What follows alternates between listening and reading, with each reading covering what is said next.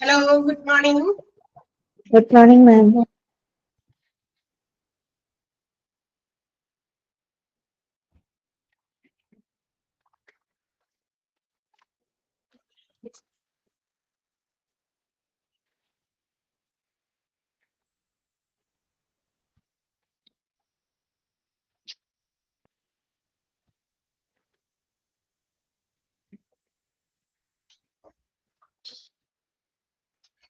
Okay, ready ആയോ എല്ലാവരും?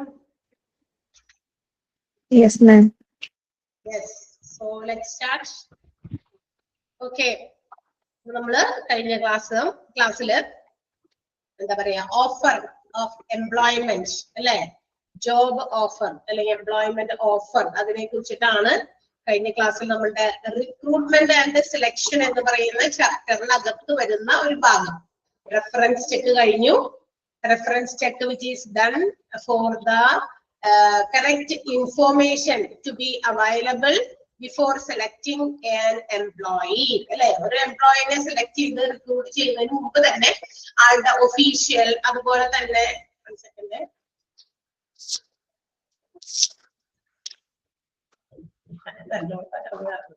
Okay, അപ്പോ അവരുടെ ഒഫീഷ്യൽ ആയിട്ടുള്ളത് അതുപോലെ തന്നെ എന്തെങ്കിലും ക്രിമിനൽ ബാക്ക്ഗ്രൗണ്ട് ഉള്ള ആളാണോ, അങ്ങനെ ഒരുപാട് കാര്യങ്ങളെ കുറിച്ചുള്ള ഇൻഫോർമേഷൻസ് കളക്ട് ചെയ്തിട്ട് ആളെ റിക്രൂട്ട് ചെയ്യുന്നതിന് മുമ്പ് ആളെ കുറിച്ചുള്ള കൂടുതൽ ഇൻഫോർമേഷൻസ് കളക്ട് ചെയ്യുന്ന ഒരു കാര്യമാണ് റെഫറൻസ് ചെക്ക്. നമ്മൾ കഴിഞ്ഞ ക്ലാസ്സിലൊക്കെ അതിനെ കുറിച്ച് പറഞ്ഞു. And reference cheque is done. അതിനുശേഷം എന്താ പറയാ, നമുക്ക് ആ ഒരു പ്രൊസീജിയർ കംപ്ലീറ്റ് ചെയ്ത് കഴിഞ്ഞാൽ സെലക്ഷൻ പ്രോസസ്സാണ് അത് കഴിഞ്ഞ് നടക്കുക അല്ലെ. അപ്പൊ സെലക്ഷൻ പ്രോസസ്സിനകത്ത് എന്തൊക്കെ കാര്യങ്ങൾ നടക്കുന്നു എന്നുള്ളതൊക്കെയാണ് നമ്മൾ പറഞ്ഞത്. പിന്നീട് അതിനകത്ത് ഓഫർ ഓഫ് എംപ്ലോയ്മെന്റ് അത് സെലക്ട് ചെയ്ത് കഴിഞ്ഞ് കഴിഞ്ഞാൽ നമുക്ക് എന്ത് ചെയ്യണം, അവർക്കൊരു employment offer, job offer provide ചെയ്യണം ത്രൂ ലെറ്റർ. അത് ഇമെയിൽ ആയിട്ടാകാം, റിട്ടേൺ ലെറ്റർ ആയിട്ടാകാം, ടെലിഫോണിക് ആയിട്ടാകാം, എങ്ങനെ വേണമെങ്കിലും ആ ഒരു information communicated to the candidate, കൃത്യമായിട്ട് കാൻഡിഡേറ്റിനെ അറിയിക്കണം. അപ്പൊ അതിനകത്ത് ഉള്ള ചില പ്രധാനപ്പെട്ട കാര്യങ്ങളൊക്കെ നമ്മൾ പറഞ്ഞു. അതിന്റെ കണ്ടന്റ്, ഓഫർ ഓഫ് എംപ്ലോയ്മെന്റിന്റെ കണ്ടന്റ് ഒരു 10 പോയിന്റ് പറഞ്ഞിരുന്നു. ഇവിടെ വരെയാണ് നിർത്തിയത്. ആണോ വായിച്ചൊക്കെ നോക്കിയോ? ഇവിടെ വരെയല്ലേ നമ്മൾ കംപ്ലീറ്റ് ചെയ്തത്? യെസ്. അപ്പൊ ഒരു specimen of offer of employment ആണ് ഇനി നമുക്ക് കൊടുത്തിരിക്കുന്നത്. അതായത് ഒരു എംപ്ലോയ്മെന്റ് ലെറ്റർ അല്ലെങ്കിൽ ഒരു ഓഫർ ലെറ്റർ പ്രൊവൈഡ് ചെയ്യുമ്പോൾ അതിന്റെ ഒരു സ്പെസിമെൻ മീൻസ് ഒരു സാമ്പിൾ, ഒരു എങ്ങനെയായിരിക്കണം, അതിന്റെ ഒരു ഫോർമാറ്റ് എന്തായിരിക്കണം എന്നുള്ളതാണ് നമുക്ക് ഇവിടെ ഒരു എക്സാമ്പിൾ പോലെ തന്നിരിക്കുന്നത്. കമ്പനിയുടെ ഇൻഫോർമേഷൻ ആണ് ലെറ്റർ ഹെഡ്. ലെറ്ററിന്റെ ഹെഡ് കമ്പനിയെ കുറിച്ചുള്ള ഇൻഫോർമേഷൻ ആണ്. ഇപ്പൊ ലെറ്റർ പാഡിലൊക്കെയാണ് അവർ എഴുതുന്നതെങ്കിൽ അതിന്റെ ഒരു ഇതുണ്ടായിരിക്കും. ഇപ്പോഴത്തെ ന്യൂ ടെക്നോളജി ഉപയോഗിച്ചാണെങ്കിൽ ഒരു ഇമെയിൽ ID അതിന്റെ ഫ്രണ്ടിൽ പ്രൊവൈഡ് ചെയ്യും. ഓക്കെ, അപ്പൊ അതുണ്ടായിരിക്കണം. പിന്നെ date on preparing the offer of employment, ആ ഡേറ്റ് എന്നാണത് പ്രിപ്പയർ ചെയ്ത ആ ഒരു ഡേറ്റ്. നെയിം ഓഫ് റെസിപ്പിയന്റ്, ആർക്കാണ് നമ്മളിത് ഫോർവേഡ് ചെയ്യുന്നത്, ഓഫർ ഓഫ് എംപ്ലോയ്മെന്റ് ആർക്കാണ് പ്രൊവൈഡ് ചെയ്യുന്നത്, ആളുടെ പേര്, റിസീവ് ചെയ്യേണ്ട ആണ്, name of recipient, then title and അതിന്റെ ഒരു ഹെഡിങ്, ദാറ്റ് മീൻസ് എന്തിനു വേണ്ടിയിട്ടുള്ളതാണ് അല്ലെങ്കിൽ ഏതിന്റെ അടിസ്ഥാനത്തിലാണ് എന്നുള്ള രീതിയിൽ അതിന്റെ ആ ഒരു ടൈറ്റിൽ പ്രൊവൈഡ് ചെയ്യണം. ദെൻ കമ്പനിയുടെ പേര് വേണം, അഡ്രസ് ഓഫ് ദ കമ്പനി കൃത്യമായിട്ട് മെൻഷൻ ചെയ്യണം. അതിനുശേഷം ഡിയർ എന്ന് പറഞ്ഞിട്ട് നമ്മൾ ആ കാൻഡിഡേറ്റിന്റെ പേര് എന്താണ്, ആ റെസിപ്പിയന്റെ പേരാണ് അതിനുശേഷം എഴുതുക.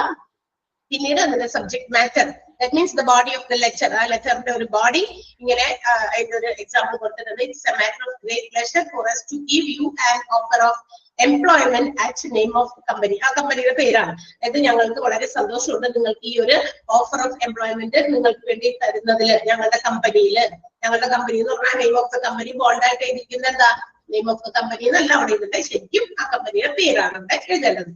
മനസ്സിലാകുന്നുണ്ടോ? നെയിം ഓഫ് ദ കമ്പനി എന്നല്ല അവിടെ എഴുതേണ്ടത്, ആ കമ്പനിയുടെ പേര് ഇവിടെ സ്പെസിഫൈ ചെയ്യണം. അതുകൊണ്ടാണ് അവിടെ അണ്ടർലൈൻ ചെയ്തിട്ട് ബോൾഡ് ആയിട്ട് എഴുതിയിരിക്കുന്നത്. So you have to specify the name of the particular company from which the offer of employment is provided. എവിടെ നിന്നാണോ ഓഫർ ഓഫ് എംപ്ലോയ്മെന്റ് കൊടുക്കുന്നത് ആ ഒരു, അതായത് നമുക്കാണ് ജോലിക്കാരനെ ആവശ്യം, അപ്പൊ നമ്മളുടെ കമ്പനിയുടെ പേര് എഴുതുക.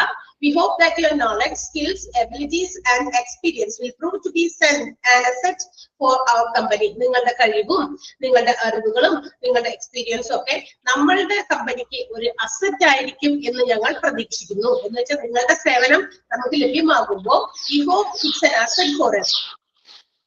സൗണ്ട് മ്യൂട്ട് ചെയ്തേട്ടോ. ഓക്കെ, എന്തോ സൗണ്ട് വന്നു. ഓക്കെ, അപ്പൊ നമ്മൾക്ക് നിങ്ങളുടെ നിങ്ങളെ ഞങ്ങൾ ഹയർ ചെയ്യുമ്പോൾ അല്ലെങ്കിൽ ഞങ്ങൾ നിങ്ങളെ ഇവിടെ റിക്രൂട്ട് ചെയ്യുന്ന സമയത്ത് നിങ്ങളുടെ സേവനങ്ങൾ ഞങ്ങൾക്ക് ഒരു വലിയ മുതൽക്കൂട്ടായിരിക്കും എന്ന് ഞങ്ങൾ പ്രതീക്ഷിക്കുന്നു. എന്ന് വെച്ചാൽ നിങ്ങൾ അത്രയും തരണം, നമ്മൾ ഒരുപാട് പ്രതീക്ഷിക്കുന്നുണ്ട് നിങ്ങളിൽ നിന്ന്, അതൊന്ന് മെൻഷൻ ചെയ്യുന്നതാണ്. Okay, and as per the conversation, the position is designation. എന്ന് വെച്ചാൽ നമ്മൾ പറഞ്ഞത് അല്ലെങ്കിൽ പറഞ്ഞു നിർത്തിയതിന്റെ അല്ലെങ്കിൽ നമ്മൾ ഇന്റർവ്യൂ ചെയ്യുന്നതിന്റെ അടിസ്ഥാനത്തിൽ നിങ്ങളുടെ ഡെസിഗ്നേഷൻ ഇന്നതാണ്. ആ ഡെസിഗ്നേഷൻ അവിടെ പറയണം.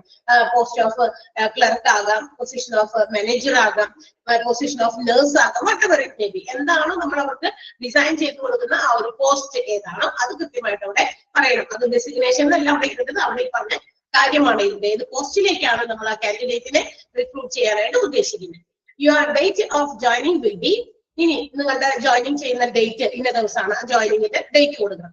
നമ്മൾ മുകളിൽ ഒരു ഡേറ്റ് പ്രൊവൈഡ് ചെയ്യുന്നുണ്ട്. ഇപ്പൊ നമുക്കറിയാം ഇന്ന് 11th of November 2025 ആണ്. അപ്പൊ നമ്മൾ അവിടെ ഇന്നത്തെ ഡേറ്റ് എഴുതി 11th of November 2025 എന്ന് എഴുതി. നിങ്ങളുടെ ജോയിനിങ് ഡേറ്റ് നമ്മൾ എന്നാണെന്ന് പ്രിഫർ ചെയ്യുമ്പോൾ അത് ഒരു എന്താ പറയാ കുറച്ച് ഫ്യൂച്ചർ ഡേറ്റ് ആയിരിക്കും എന്തായാലും അല്ലെ. 11 November കഴിഞ്ഞിട്ടുള്ള ഒരു ഡേറ്റ് ആയിരിക്കും. ഓക്കെ, അപ്പൊ ആ ഒരു ഡേറ്റ് കൃത്യമായിട്ട് ഇവിടെ മെൻഷൻ ചെയ്യുക. The enclosure of the employee handbook gives a brief detail about the medical and retirement gains offered by our company. ഇനി ഇതിനകത്ത് നമ്മൾ എൻക്ലോസ് ചെയ്യുന്നുണ്ട് ഒരു എംപ്ലോയിക്ക് വേണ്ടിയിട്ടുള്ള ഒരു ഹാൻഡ് ബുക്ക്. അതിനകത്ത് നിങ്ങളുടെ മെഡിക്കൽ അതുപോലെ തന്നെ റിട്ടയർമെന്റ് ഒക്കെ എന്തൊക്കെയാണോ അതിന്റെ നേട്ടങ്ങൾ കൃത്യമായിട്ട് നമ്മുടെ കമ്പനി ഓഫർ ചെയ്യുന്ന ഒരുപാട് കാര്യങ്ങളൊക്കെ ആ ബുക്കിനകത്ത് നമ്മൾ എൻക്ലോസ് ചെയ്യുന്നുണ്ട്. ദാറ്റ് മീൻസ് ഉൾപ്പെടുത്തിയിട്ടുണ്ട്. അതൊക്കെ വായിക്കണം. If you accept this employment offer, you have put your signature on a second copy of this particular offer letter is in the provided space and return back to us. നിങ്ങൾ ഈ ഒരു terms and കണ്ടീഷൻസും ഈ പറയുന്ന ലെക്ചറിലുള്ള കാര്യങ്ങളൊക്കെ വായിച്ച് ബോധ്യപ്പെട്ട് അത് കൃത്യമായിട്ട് നിങ്ങൾക്ക് അതെല്ലാം തന്നെ അക്സെപ്റ്റബിൾ ആണ് എങ്കിൽ ഇതിന്റെ ഒരു സെക്കൻഡ് കോപ്പി നമ്മൾ കൂടെ വെക്കുന്നുണ്ട്. അതിൽ നിങ്ങൾ എന്ത് ചെയ്യണം, സൈൻ ചെയ്ത് പേരെഴുതി സൈൻ ചെയ്ത് ഞങ്ങളിലേക്ക് തിരിച്ചു തരണം. For your convenience, a stamped self-addressed envelope is enclosed there. നിങ്ങൾ ബുദ്ധിമുട്ടികളൊന്നുമില്ല, നിങ്ങളുടെ തന്നെ അഡ്രസ്സ് നിങ്ങൾ ഞങ്ങൾക്ക് സെൻഡ് ചെയ്യുന്നതായിട്ടുള്ള ഒരു എൻവലപ്പ് ഞങ്ങൾക്ക് സെൻഡ് ചെയ്യാൻ വേണ്ടിയിട്ട് ഇതിന്റെ ഉള്ളിൽ അങ്ങനെ ഒരു എൻവലപ്പും നമ്മൾ ഇതിനകത്ത് എൻക്ലോസ് ചെയ്യുന്നുണ്ട്. ഇതിനുള്ളിൽ വെച്ചിട്ടുണ്ട്. ഇനി നിങ്ങൾ പോയി എൻവലപ്പ് വാങ്ങിച്ചു, ഈ സാധനം അതിനകത്ത് സെക്കൻഡ് കോപ്പി എടുത്തു, സൈൻ ചെയ്തു, അതിനകത്ത് പേര് എഴുതി ഒട്ടിക്കൊന്നും വേണ്ട. ഓൾറെഡി നമ്മൾക്ക് നമ്മുടെ കമ്പനിയിലേക്ക് തന്നെയാണ് നിങ്ങൾ തിരിച്ചയക്കണം. അപ്പൊ നമ്മുടെ കമ്പനിയുടെ അഡ്രസ്സും ആരാണത് സെൻഡ് ചെയ്യുന്നത് അവരുടെ അഡ്രസ്സും എഴുതിയ ഒരു എൻവലപ്പ് ഇതിന്റെ കൂടെ തന്നെ എൻക്ലോസ് ചെയ്യുന്നുണ്ട്. നിങ്ങളുടെ സൗകര്യത്തിനാണ്, നിങ്ങളെ ബുദ്ധിമുട്ടിക്കുന്നില്ല. ഓക്കെ, അതാണ് കൊടുത്തിരിക്കുന്നത്. Looking forward to welcoming you as a new employee and working with the name of the company. വീണ്ടും അവിടെ കൊടുക്കണം. നിങ്ങൾ എത്രയും പെട്ടെന്ന് നിങ്ങൾ വരുമെന്നും നമ്മളുടെ കൂടെ ജോയിൻ ചെയ്യുമെന്നും നമ്മളോടൊപ്പം ചേരുമെന്നും വിശ്വസിച്ചുകൊണ്ട് നിങ്ങളെ സ്വാഗതം ചെയ്തുകൊള്ളുന്നു. നമ്മുടെ കമ്പനിയുടെ പേരാണ് വീണ്ടും നമ്മൾ അവിടെ റെപ്രസെന്റ് ചെയ്യുന്നത്. ഓക്കെ, ഇനി താങ്ക്സ് ആൻഡ് റിഗാർഡ്സ്, പിന്നെ നമ്മുടെ കമ്പനിയുടെ പേര്, കമ്പനിയിലേക്ക് വേണ്ടി ആരാണോ ഈ ലെറ്റർ തയ്യാറാക്കുന്നത് അവരാണ്. ഓക്കെ, മിക്കവാറും ഒബിയസ്ലി നമുക്കറിയാം ഹ്യൂമൻ റിസോഴ്സ് ഡിപ്പാർട്ട്മെന്റുകാരായിരിക്കും. അവരുടെ ടൈറ്റിൽ ആരാണ്, HR മാനേജർ ആണെങ്കിൽ ആളുടെ ടൈറ്റിൽ എന്താണോ അത് ചെയ്താ, പിന്നെ എന്തൊക്കെ അതിനകത്ത് എൻക്ലോസ് ചെയ്യുന്നുണ്ടോ, എന്തൊക്കെ സാധനങ്ങൾ അതിനകത്ത് വെക്കുന്നുണ്ട് അതൊക്കെ അവിടെ വെരിഫൈ കൃത്യമായിട്ട് പറഞ്ഞ് എഴുതി വെച്ചിട്ടുണ്ടാവും. ഓക്കെ, സോ ഇതാണ് ഒരു ഓഫർ ലെറ്ററിന്റെ അല്ലെങ്കിൽ ഒരു ഓഫർ ഓഫ് എംപ്ലോയ്മെന്റിന്റെ സ്പെസിമെൻ ഒരു ഫോർമാറ്റ് ആണ് നമ്മൾ കണ്ടത്. നിങ്ങൾക്ക് അറിവിലേക്കാണ് നമ്മളും ഇതുപോലെ തന്നെ ഹ്യൂമൻ റിസോഴ്സ് മാനേജ്മെന്റ് പഠിച്ച് നമുക്കും ഒരു HR ഡിപ്പാർട്ട്മെന്റിൽ ജോലി കിട്ടുമ്പോൾ നമ്മളും ഇങ്ങനത്തെ ചിലപ്പോൾ ലെറ്റേഴ്സ് ഒക്കെ പ്രിപ്പയർ ചെയ്യുന്നത്. സോ അതിന് വേണ്ടിയിട്ടാണ്. ക്ലിയർ ആയോ? മനസ്സിലായില്ലേ? അടുത്തതിലേക്ക് പൊക്കോട്ടെ. വളരെ സിമ്പിൾ കാര്യമാണ് അതിനകത്തൊക്കെ പറഞ്ഞത്. അടുത്തത് കോൺട്രാക്ട് ഓഫ് എംപ്ലോയ്മെന്റ് ആണ്. അത് അതിനേക്കാൾ സിമ്പിൾ ആണ്. Contract of employment.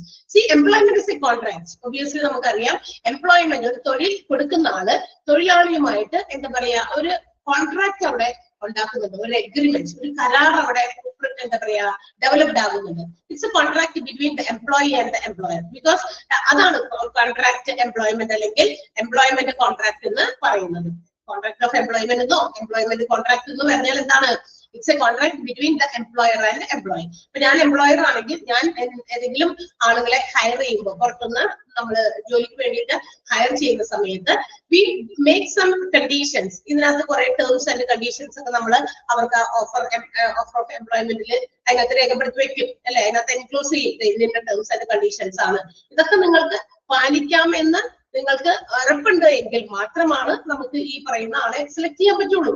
അതല്ല ഞങ്ങൾക്ക് കുറെ കണ്ടീഷൻസ് ഒന്നും നമുക്ക് പറ്റില്ല. So you can suggest, make A suggestion അല്ലെ, നിങ്ങൾക്ക് വേണമെങ്കിൽ സജസ്റ്റ് ചെയ്യാം ആ ഒരു കമ്പനി മാനേജറുമായിട്ടോ അല്ലെങ്കിൽ HR ഡിപ്പാർട്ട്മെന്റുമായിട്ടോ. If you have some contact, നിങ്ങളൊന്ന് വേണമെങ്കിൽ കോൺടാക്ട് ചെയ്ത് ഇന്ന കാര്യത്തിൽ എനിക്ക് ഒരു എന്താ പറയാ ബാക്കിയെല്ലാം ഓക്കെയാണ്, പക്ഷെ ഈ ഒരു condition I am afraid to whether I can follow it or not, എനിക്കത് ചെയ്യാൻ പറ്റുമോ ഇല്ല എന്നുള്ളതിൽ എനിക്ക് ബുദ്ധിമുട്ടുണ്ട് എന്നുള്ള സജഷൻസ് നമുക്ക് വെക്കാം. സജഷൻ വെക്കാമെന്ന് മാത്രമേ ഉള്ളൂ. ഡിസിഷൻ അബൌട്ട് ദ ഓർഗനൈസർ ആരാണോ അത് ഓർഗനൈസ് ചെയ്യുന്ന റിക്രൂട്ട്മെന്റ് കാര്യങ്ങളൊക്കെ നടത്തുന്നത് അവരുടെ സജഷൻ എന്താ പറയാ തീരുമാനമായിരിക്കും ഡിസിഷൻ എന്ന് പറയുന്നത്. നമുക്ക് സജസ്റ്റ് ചെയ്യാം. പക്ഷെ ഈ സജഷൻസ് കൊടുക്കുമ്പോൾ നമുക്ക് മറ്റൊരു കാര്യം ഓർത്തിരിക്കണം. അതായത് how important that particular candidate will be for your company, it will be the correct decision. നമ്മളുടെ ആ ഒരു സേവനം, അതായത് ആ ഹയർ ചെയ്യാൻ പോകുന്ന കാൻഡിഡേറ്റിന് ഇന്നൊരു കാര്യത്തിൽ പറ്റില്ല, ആളത് പറഞ്ഞു നമ്മളോട് സജസ്റ്റ് ചെയ്തു. അപ്പൊ നമ്മൾ വിചാരിക്കും, നമ്മുടെ ഓർഗനൈസേഷൻ വിചാരിക്കും ആ ആള് നമ്മുടെ കമ്പനിക്ക് എത്രത്തോളം വലിയൊരു മുതൽക്കൂട്ടായിരിക്കും, നമ്മൾ അയാളെ വിട്ടുകളഞ്ഞാൽ വലിയൊരു നഷ്ടമാണ് എന്നൊക്കെ ഉണ്ടെങ്കിൽ അവർ തീർച്ചയായിട്ടും ആ ഒരു സജഷനുമായിരിക്കും കുഴപ്പമില്ല എന്നാ ഇത് നമുക്ക് ഓക്കെ ബാക്കി കാര്യങ്ങളൊക്കെ നിങ്ങൾക്ക് ടേംസ് ആൻഡ് കണ്ടീഷൻസ് ഓക്കെയാണോ, ചിലപ്പോൾ അവരെ വിട്ടുകളയാൻ അത്രയും എന്താ പറയാ ബ്രില്യന്റ് ആയ, അത്രയും സ്കിൽഡ് ആയിട്ടുള്ള, അത്രയും കേപ്പബിലിറ്റീസ് ഉള്ള, ഒരുപാട് എക്സ്പീരിയൻസ് ഉള്ള, നല്ല കഴിവുള്ള ആളാണെങ്കിൽ കമ്പനി ചിലപ്പോൾ അവരെ വിട്ടുകളയാൻ താല്പര്യപ്പെടില്ല. അവര് എങ്ങനെ രീതിയിലും ആ ഒരു സജഷനെ മാറ്റി നിർത്തിക്കൊണ്ട് ചിലപ്പോൾ അവര് ഡിസിഷൻ എടുക്കും, യെസ് യു ആർ റിക്രൂട്ടഡ് എന്നുള്ളത്. അതേസമയം അങ്ങനെ വലിയ കുഴപ്പമൊന്നുമില്ല, ഇതുപോലെയുള്ള ഇഷ്ടംപോലെ ആളുകളെ നമുക്ക് വീണ്ടും ഹയർ ചെയ്യാം. ഈ ഒരു സജഷൻ ഒന്നും ഇല്ലാതെ വിത്തൗട്ട് എനി കണ്ടീഷൻ നമുക്ക് വേറെ ആളെ ഹയർ ചെയ്യാം എന്നുണ്ടെങ്കിലോ അവർ ആ ഒരു ഓപ്ഷനെ തെരഞ്ഞെടുക്കുള്ളൂ. പിന്നെ ആ ഒരു കാര്യത്തിന് വേണ്ടി വേറെ ഒരാളെ ജോലിക്ക് എന്താ പറയാ ശമ്പളം കൊടുത്ത് വിളിക്കാൻ പറ്റുമോ? പറ്റില്ല. അതൊക്കെ ഓർഗനൈസേഷന്റെ തീരുമാനമാണ്. HR ഡിപ്പാർട്ട്മെന്റുമായിട്ടൊക്കെ ആലോചിച്ച് മാനേജ്മെന്റ് എടുക്കുന്ന തീരുമാനമായിരിക്കും. ഓക്കെ, പക്ഷെ എന്താണെങ്കിലും it's A contract between the employee and employer. നമുക്കറിയാം എംപ്ലോയ്മെന്റ് കോൺട്രാക്ട് എന്ന് പറയുന്നത് എംപ്ലോയറും എംപ്ലോയിയും തമ്മിലുള്ള ഒരു കോൺട്രാക്ട് ആണ്. അതിനകത്ത് ആ കോൺട്രാക്ടില് it's a document which includes the rights, responsibilities, obligations of employer and employee. എംപ്ലോയറുടെ rights, responsibilities, obligations and also അവരുടെ എംപ്ലോയിയുടെ റൈറ്റ്സ്, റെസ്പോൺസിബിലിറ്റീസ്, ഒബ്ലിഗേഷൻസ്, അവരുടെ കടപ്പാടുകള്, ഉത്തരവാദിത്തങ്ങള്, അവകാശങ്ങള് രണ്ടും ഉണ്ടല്ലേ അല്ലെ? ഇത് രണ്ടും അതിനകത്ത് മെൻഷൻ ചെയ്തിരിക്കും എന്നുള്ളതാണ് ഈ ഒരു എംപ്ലോയ്മെന്റ് കോൺട്രാക്ടിന്റെ അല്ലെങ്കിൽ കോൺട്രാക്ട് ഓഫ് എംപ്ലോയ്മെന്റിന്റെ പ്രത്യേകത. ഓക്കെ, ആൻഡ് പണ്ടൊക്കെ എന്ന് വെച്ചാൽ പണ്ടൊക്കെ വെറുതെ ഇങ്ങനെ വാക്കാലും ഇങ്ങനെ പറഞ്ഞു വെർബലായിട്ട്, അതെ ഇന്നതൊക്കെയാണ് ഇവിടുത്തെ ഈ ജോലിയുടെ കാര്യങ്ങള്, അത് ഇങ്ങനെ കൊണ്ട് ഇങ്ങനെ പറയാൻ മാത്രമേ ഉണ്ടായിരുന്നുള്ളൂ. പക്ഷെ ഇന്ന് കുറച്ചുകൂടി കൂടുതൽ നമുക്കൊരു എന്താ പറയാ ആളുകളുടെ എംപ്ലോയീസിന്റെ കൃത്യമായിട്ടുള്ള അവരുടെ അവകാശങ്ങളും അതുപോലെ തന്നെ ഉത്തരവാദിത്തമൊക്കെ കൃത്യമായിട്ട് പുറത്തേക്ക് കൊണ്ടുവരാൻ പണ്ടത്തെ പോലെയൊന്നുമല്ല, ഒരുപാട് മാറ്റങ്ങൾ നമ്മളുടെ ഇക്കോണമിയിൽ വന്നു. സോ ഇക്കോണമിയിൽ വരുന്ന മാറ്റങ്ങൾക്കനുസരിച്ച് നമ്മൾ എന്ത് ചെയ്യും, നാട് ഓടുമ്പേ നടുവേ ഓടണം അല്ലെ? അപ്പൊ മാറ്റങ്ങൾക്ക് അനുസൃതമായിട്ട് many changes have been occurred in the business sectors also. അതായത് വാണിജ്യ വ്യവസായ മേഖലകളിലും ബിസിനസ് മേഖലകളിലും ഒരുപാട് മാറ്റങ്ങൾ കൊണ്ടുവന്നുണ്ട്. അപ്പൊ അതുകൊണ്ട് തന്നെ ആ ഒരു രീതിയൊക്കെ മാറി വെർബൽ ആയിട്ടുള്ള പറച്ചിലൊന്നുമല്ല, ഇപ്പൊ ഇതെല്ലാം കൃത്യമായിട്ട് ഡോക്യുമെന്റ് ചെയ്ത് വെച്ചിരിക്കുന്നത്. What are the rights, responsibilities, obligations of the employer towards the employee. എംപ്ലോയർക്ക് എംപ്ലോയിയോടുള്ള കടപ്പാടുകള്, അവകാശങ്ങൾ, ഉത്തരവാദിത്തങ്ങൾ. സെയിം വേ അതുപോലെ തന്നെ എംപ്ലോയിക്ക് നമ്മുടെ ബിസിനസ്സിനോടുള്ള ഉത്തരവാദിത്തങ്ങൾ, കടപ്പാടുകൾ, അവകാശങ്ങൾ ഇതെല്ലാം കൃത്യമായിട്ട് രേഖപ്പെടുത്തുകയാണ് എംപ്ലോയ്മെന്റ് കോൺട്രാക്ട് ഇന്നത്തെ കാലത്ത് ചെയ്യാം. ഓക്കെ, ആൻഡ് പണ്ടത്തെ രീതിയിലൊക്കെ ആണെങ്കിൽ ഇപ്പൊ നടക്കൊന്നുമില്ല. ഒരുപാട് വർഷങ്ങൾ കഴിയുന്നതോറും ഓരോ പുതിയ കാര്യങ്ങളാണ് വരുന്നത്. നിയമങ്ങളുടെ രീതിയിലാണെങ്കിലും അല്ലെ, ഇപ്പൊ പറഞ്ഞത് പിന്നീട് മാറ്റി പറയും. പണ്ടൊന്നും അങ്ങനെയൊന്നും ഉണ്ടായിരുന്നില്ല. ഭയങ്കര ട്രസ്റ്റ്ഫുൾനെസ് ഒക്കെ ഉള്ള ആളുകളായിരുന്നു. വിശ്വാസവഞ്ചനൊന്നും ആളുകളുടെ മനസ്സിൽ പോലും ഉണ്ടായിരുന്നില്ല. നിഷ്കളങ്കരായിട്ടുള്ള മനുഷ്യന്മാരായിരുന്നു. ഇപ്പൊ ഒരുപാട് എവിടെ നമുക്ക് സെൽഫിഷ് ആക്കാൻ പറ്റുന്നോ ആ സ്ഥലത്തൊക്കെ നമ്മൾ സെൽഫിഷ് ആകും അല്ലെ? സ്വാർത്ഥനാണ്, എനിക്ക്, എന്റെ അല്ലെ, ആ ഒരു വാക്കുകളായിരിക്കും എപ്പോഴും ഉണ്ടാകുക. അപ്പൊ അതുകൊണ്ട് കോൺട്രാക്റ്റിലൊക്കെ വെർബലി പറയുകയാണെങ്കിൽ മാറ്റങ്ങൾ വരുത്താനായിട്ട് സാധിക്കും. നമുക്ക് എവിടെ എന്താ പറയാ നമ്മളുടെ കാര്യം തെളിയിക്കാൻ പറ്റുന്നോ അവിടെ നമ്മൾ എന്ത് ചെയ്യും, ഇങ്ങനെ ആർഗ്യൂ ചെയ്തുകൊണ്ടിരിക്കും അല്ലെ? നമ്മൾ വില പേശിക്കൊണ്ടിരിക്കും, വഴക്കിട്ടുകൊണ്ടിരിക്കും. അപ്പൊ കോൺട്രാക്ട് ഓഫ് എംപ്ലോയ്മെന്റ് എന്ന് പറയുന്നത് ഇറ്റ് കണ്ടെയ്ൻസ് മെനി തിങ്സ്. അതിനകത്ത് ഒരുപാട് കാര്യങ്ങൾ ഉൾപ്പെടുന്നുണ്ട് ഒരു കോൺട്രാക്ട് ഓഫ് എഗ്രിമെന്റില്. അതിന്റെ അകത്ത് റെസ്പോൺസിബിലിറ്റീസും റൈറ്റ്സും എംപ്ലോയറുടെ ഒക്കെ ഉണ്ടെങ്കിലും and also some other things are included in employment contract. ഒരുപാട് മറ്റു കാര്യങ്ങളും അതിനകത്ത് ഉൾപ്പെട്ടിട്ടുണ്ട്. ഇനി അത് ഏതൊക്കെയാണ് നമുക്ക് 1 by 1 ആയിട്ട് നോക്കാം. അതായത് എംപ്ലോയറിന്റെ എംപ്ലോയീസിന്റെയും റൈറ്റ്സ്, റെസ്പോൺസിബിലിറ്റീസ്, obligations. ഇത് കൂടാതെ whatever it is included in the contract of agreement or a contract of employment is discussed below. താഴെ നമുക്ക് അതിന് വേണ്ടിയിട്ട് ഓരോന്നോരോന്ന് തന്നിട്ടുണ്ട്. ഓക്കെ, താഴേക്ക് പോകുന്നതിന് മുമ്പ് നമുക്ക് അണ്ടർലൈൻ ചെയ്യാം. ഫസ്റ്റ് സെന്റൻസ് ഒന്ന് അണ്ടർലൈൻ ചെയ്യാം കേട്ടോ. The term contract of employment or employment contract is a type of contract between employee and employer. Underline ചെയ്യാം. Okay, second sentence, it's a document. It is a document എന്ന് പറയുമ്പോൾ contract of employment is a document that details the responsibilities, rights and obligations of employer and employee. ആ sentence underline ചെയ്യാം. Okay, രണ്ട് sentence ആണ് particularly നമുക്ക് underline ചെയ്യാനുള്ളത്. So നമുക്ക് താഴെ പോയാലോ? സിമ്പിൾ അല്ലേ ഇതൊക്കെ? ആണോ? ഓക്കെ, സോ നമുക്ക് നോക്കാം. ഒന്നാമത്തെ എന്തൊക്കെയാണ് ഇപ്പോ നമ്മളുടെ ഈ എംപ്ലോയ്മെന്റ് കോൺട്രാക്റ്റില്, കോൺട്രാക്ട് ഓഫ് എംപ്ലോയ്മെന്റിൽ എന്തൊക്കെ കാര്യങ്ങളെ കുറിച്ച് ഡിസ്കസ് ചെയ്തിട്ടുണ്ടായിരിക്കണം, അല്ലെങ്കിൽ എന്തൊക്കെ ടേംസ് ആൻഡ് കണ്ടീഷൻസ് ആണ് ഇതിനകത്ത് ഇൻക്ലൂഡ് ചെയ്തിരിക്കുന്നത്. ഫസ്റ്റ് വൺ, റേറ്റ് ഓഫ് പേ ആണ്. See, whatever the salary or wages or some other benefits to the employees should be clearly stated in the contract of employment. തീർച്ചയായിട്ടും ഉണ്ടാവണമല്ലോ അല്ലെ? ഒരു employment കോൺട്രാക്റ്റില് ആ എംപ്ലോയിനെ കൊണ്ട് sign ചെയ്യിപ്പിക്കുമ്പോ ഇതെല്ലാം ഞങ്ങൾ അക്സെപ്റ്റ് ചെയ്യാൻ തയ്യാറാണ്. ഒരുപാട് ടേംസും കണ്ടീഷൻസും ഒക്കെ പറഞ്ഞു. But if it is not mentioned, nothing is mentioned about the salary or wage, we cannot sign that contract. അല്ലെ? എത്രയാണ് നമുക്ക് തരാൻ ഉദ്ദേശിക്കുന്ന സാലറി അല്ലെങ്കിൽ വേജ്, അത് മെൻഷൻ ഉള്ള കാര്യം മുഴുവനും ഇവിടെ ചെയ്യേണ്ട ജോലി, ഇവിടെ ചെയ്യേണ്ട ഉത്തരവാദിത്വം ഒക്കെ പറഞ്ഞിട്ടുണ്ട്. പക്ഷെ അതിനകത്ത് നമുക്ക് എന്ത് കൂലി തരും അല്ലെങ്കിൽ എന്ത് സാലറി തരും എന്നുള്ളത് മാത്രം മെൻഷൻ ചെയ്തിട്ടില്ല എങ്കിൽ how will be sign that contract? അത് നമുക്ക് എങ്ങനെ ഒപ്പിടാൻ പറ്റും? അല്ലെങ്കിൽ നമ്മൾ ഇതെല്ലാം അനുസരിക്കുന്നു? കാരണം ഇത് നമ്മൾ ഒപ്പിട്ട് എല്ലാം കഴിഞ്ഞ് കഴിയുമ്പോൾ നമ്മളോട് പറയാണ് ഇത്ര hours you have to work എന്ന് പറയുന്നു, അല്ലെങ്കിൽ this much work you have to do, ഇത്രയും ഒരു എന്താ പറയാ ക്വാണ്ടിറ്റി ഓഫ് വർക്ക് നമ്മളോട് ചെയ്യുന്നു പറയുന്നു. എന്നിട്ട് അവസാനം ജോലിയൊക്കെ ചെയ്തു തുടങ്ങി കുറച്ച് കഴിയുമ്പോഴാണ് നമ്മളോട് ഇങ്ങനെയൊരു ഒരു വേജ് അല്ലെങ്കിൽ എന്താ പറയാ ഇത്രയും സാലറിയാണ് നിങ്ങൾക്ക് നമ്മൾ പ്രൊവൈഡ് ചെയ്യാൻ ഉദ്ദേശിച്ചിരുന്നത് എന്ന് പിന്നീട് പറയുമ്പോൾ അത് ചിലപ്പോ എല്ലാവർക്കും അക്സെപ്റ്റബിൾ ആകണമെന്ന് അറിയില്ല. ചിലപ്പോഴൊക്കെ പകുതി വെച്ച് പാതി വഴി ഉപേക്ഷിച്ച് എല്ലാവരും പോയി കളയും അല്ലെ? അപ്പോ തീർച്ചയായിട്ടും ഒരു എംപ്ലോയ്മെന്റ് കോൺട്രാക്റ്റില് എന്താണ് പറയാ according ഇതിനകത്തുള്ള ടേംസ് ആൻഡ് കണ്ടീഷൻസിനോടൊപ്പം തന്നെ എംപ്ലോയീസിന്റെ payment should be mention and also how it is calculated. അതെങ്ങനെയാ പേയ്മെന്റ് കൊടുക്കുന്നത്, അതിന്റെ ഒരു എന്താ പറയാ കണക്കുകൂട്ടലുകൾ എങ്ങനെയാ, ഏത് രീതിയിലാണ്, അവർലി ബേസിലാണോ, ഈ വീക്ക്ലി ബേസിലാണോ, അല്ലെങ്കിൽ എന്താ പറയാ നമ്മൾ ചെയ്യുന്ന വർക്കിന്റെ ബേസിലാണോ, ഫീസ് റേറ്റ് സിസ്റ്റം, എന്താ പറയാ ടൈം റേറ്റ് സിസ്റ്റം ഒക്കെ ഉണ്ട് അല്ലെ? സമയത്തിന്റെ അടിസ്ഥാനത്തിൽ കൊടുക്കുന്ന കൂലിയുണ്ട് ഇല്ലേ? അങ്ങനെയില്ലേ? ഫീസ് റേറ്റ് സിസ്റ്റം, എത്ര യൂണിറ്റ് ഓഫ് പ്രൊഡക്ഷൻ നടക്കുന്നുണ്ട് അതിന്റെ അടിസ്ഥാനത്തിൽ കൂലി കൊടുക്കുന്നുണ്ട് അല്ലെ? സാലറി ഒക്കെ എത്ര നമ്പർ ഓഫ് അവേഴ്സ് വർക്ക് ചെയ്തു അല്ലെ? വീക്ക്ലി എത്ര അവേഴ്സ് വർക്ക് ചെയ്തു, അങ്ങനെയൊക്കെ കാര്യം. അപ്പൊ ഏത് മെത്തേഡിലാണ് ആ ഒരു സാലറിയോ വേജോ എന്താണോ കാൽക്കുലേറ്റ് ചെയ്യുന്ന പേയ്മെന്റ് കൃത്യമായിട്ട് അതും മെൻഷൻ ചെയ്ത് അവരോട് പറയണം ഏത് രീതിയിലാണ് ചെയ്യുന്നതെന്ന്. ഇനി and also bonus, commission, some other benefits അല്ലെ, മറ്റേതെങ്കിലും തരത്തിലുള്ള പേയ്മെന്റുകൾ, കമ്മീഷൻ, ബോണസ് ഒക്കെ ഉൾപ്പെടെ ഇതെല്ലാം കൃത്യമായിട്ട് എംപ്ലോയ്മെന്റ് കോൺട്രാക്റ്റിൽ പറഞ്ഞിട്ടുണ്ട്. അത്രയും അറിയാമല്ലോ. അപ്പൊ മനസ്സിലായോ ആ റേറ്റ് ഓഫ് പേ? ക്ലിയർ ആയോ? എനിബഡി മനസ്സിലാവാത്ത ആരെങ്കിലും ഉണ്ടോ എന്നാണ്? ഇല്ലല്ലോ. എൻഡ് ഓഫ് നെക്സ്റ്റ് വീക്ക് നമ്മളുടെ ചാപ്റ്ററുകളൊക്കെ ഏകദേശം തീരും അല്ലെ? ഇത് ഇപ്പൊ വിദ്യാഭ്യാസത്തിന്റെ ചാപ്റ്ററിന്റെ ഒരു ഭാഗമാണ് ഞാൻ എടുത്തുകൊണ്ടിരിക്കുന്നത്. ആർക്കറിയാമോന്ന് ആർക്കറിയാം. ഗ്രീവൻസ് ഒക്കെയാണ് എന്നെ കണ്ടപ്പോൾ നിങ്ങള് മനസ്സിലിരിക്കുന്നത് അല്ലെ? കാരണം ഒരു വലിയ ചാപ്റ്ററുകൾ ഗ്രീവൻസ് ആയിരുന്നു. പിന്നെ അതിന്റെ ഇടയില് വേറെ രണ്ട് ചാപ്റ്റർ നമ്മുടെ ട്രെയിനിങ് ആൻഡ് ഡെവലപ്മെന്റും ടാലന്റ് മാനേജ്മെന്റ് ആൻഡ് കോമ്പൻസേഷൻ മാനേജ്മെന്റും ഞാൻ എടുത്തു. അത് കുഞ്ഞിതാണല്ലോ, അത് അത്രയും ചിലപ്പോൾ അത്രയും നമ്മുടെ മനസ്സിൽ പതിഞ്ഞ് കാണില്ല.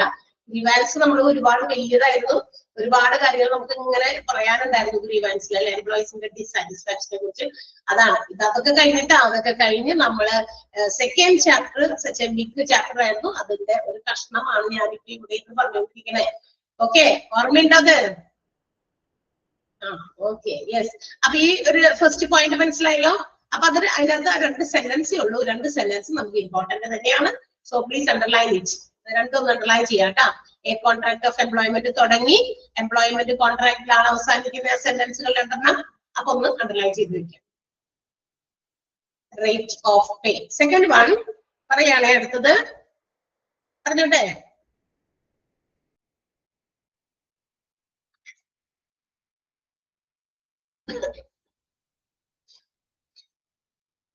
പറഞ്ഞോട്ടെ, നിങ്ങൾ പറഞ്ഞാലേ ഞാൻ പറയുള്ളൂ. Okay, next one hours of work ആണ്. ദെൻ അടുത്തത് വീണ്ടും എന്താ പറയാ, they have to design the minimum. അത്ര എളുപ്പമൊന്നുമല്ല എംപ്ലോയി എത്ര സമയം, മിനിമം എത്ര സമയം വർക്ക് ചെയ്യണം എന്ന് പറയുന്നത് എംപ്ലോയർക്കും എംപ്ലോയിക്കും നേരത്തെ കൂട്ടി ചിലപ്പോൾ ഡിസൈഡ് ചെയ്യാൻ പറ്റില്ലായിരിക്കാം. പക്ഷെ employer has to take some guarantee of the worker in which the worker is available. അതായത് നമുക്കിപ്പോ ഒരു എന്താ പറയാ ഇത്ര സമയം വർക്ക് ചെയ്യണം, പക്ഷെ അത് എത്ര മണിക്കൂർ വർക്ക് ചെയ്യണം എന്നൊക്കെ ചിലപ്പോൾ മുൻകൂട്ടി തീരുമാനിക്കാനൊന്നും പറ്റില്ല. എംപ്ലോയി എത്ര സമയം വർക്ക് ചെയ്യണം എന്നൊക്കെ പറയാൻ പറ്റില്ല. അപ്പൊ വർക്കിംഗ് അവേഴ്സ് ഡിസൈഡ് ചെയ്യാം അവർക്ക് വേണമെങ്കിൽ. If they can minimum hours എത്ര വർക്ക് ചെയ്യണം. മിനിമം ഒന്നും നമ്മൾ അങ്ങനെ പറയാറില്ല. മാക്സിമം ഇത്ര ടൈമാണ് നമ്മുടെ ടൈമിംഗ് അല്ല. ഇപ്പൊ രാവിലെ 9 to 5 ആകാം, അല്ലെങ്കിൽ 10 to 6 ആകാം, whatever it may be. അത് it is upon the business. ആ ബിസിനസിന്റെ ടൈപ്പ് ഓഫ് വർക്കും ജോലിയും ഒക്കെ അനുസരിച്ചിരിക്കും അല്ലെ.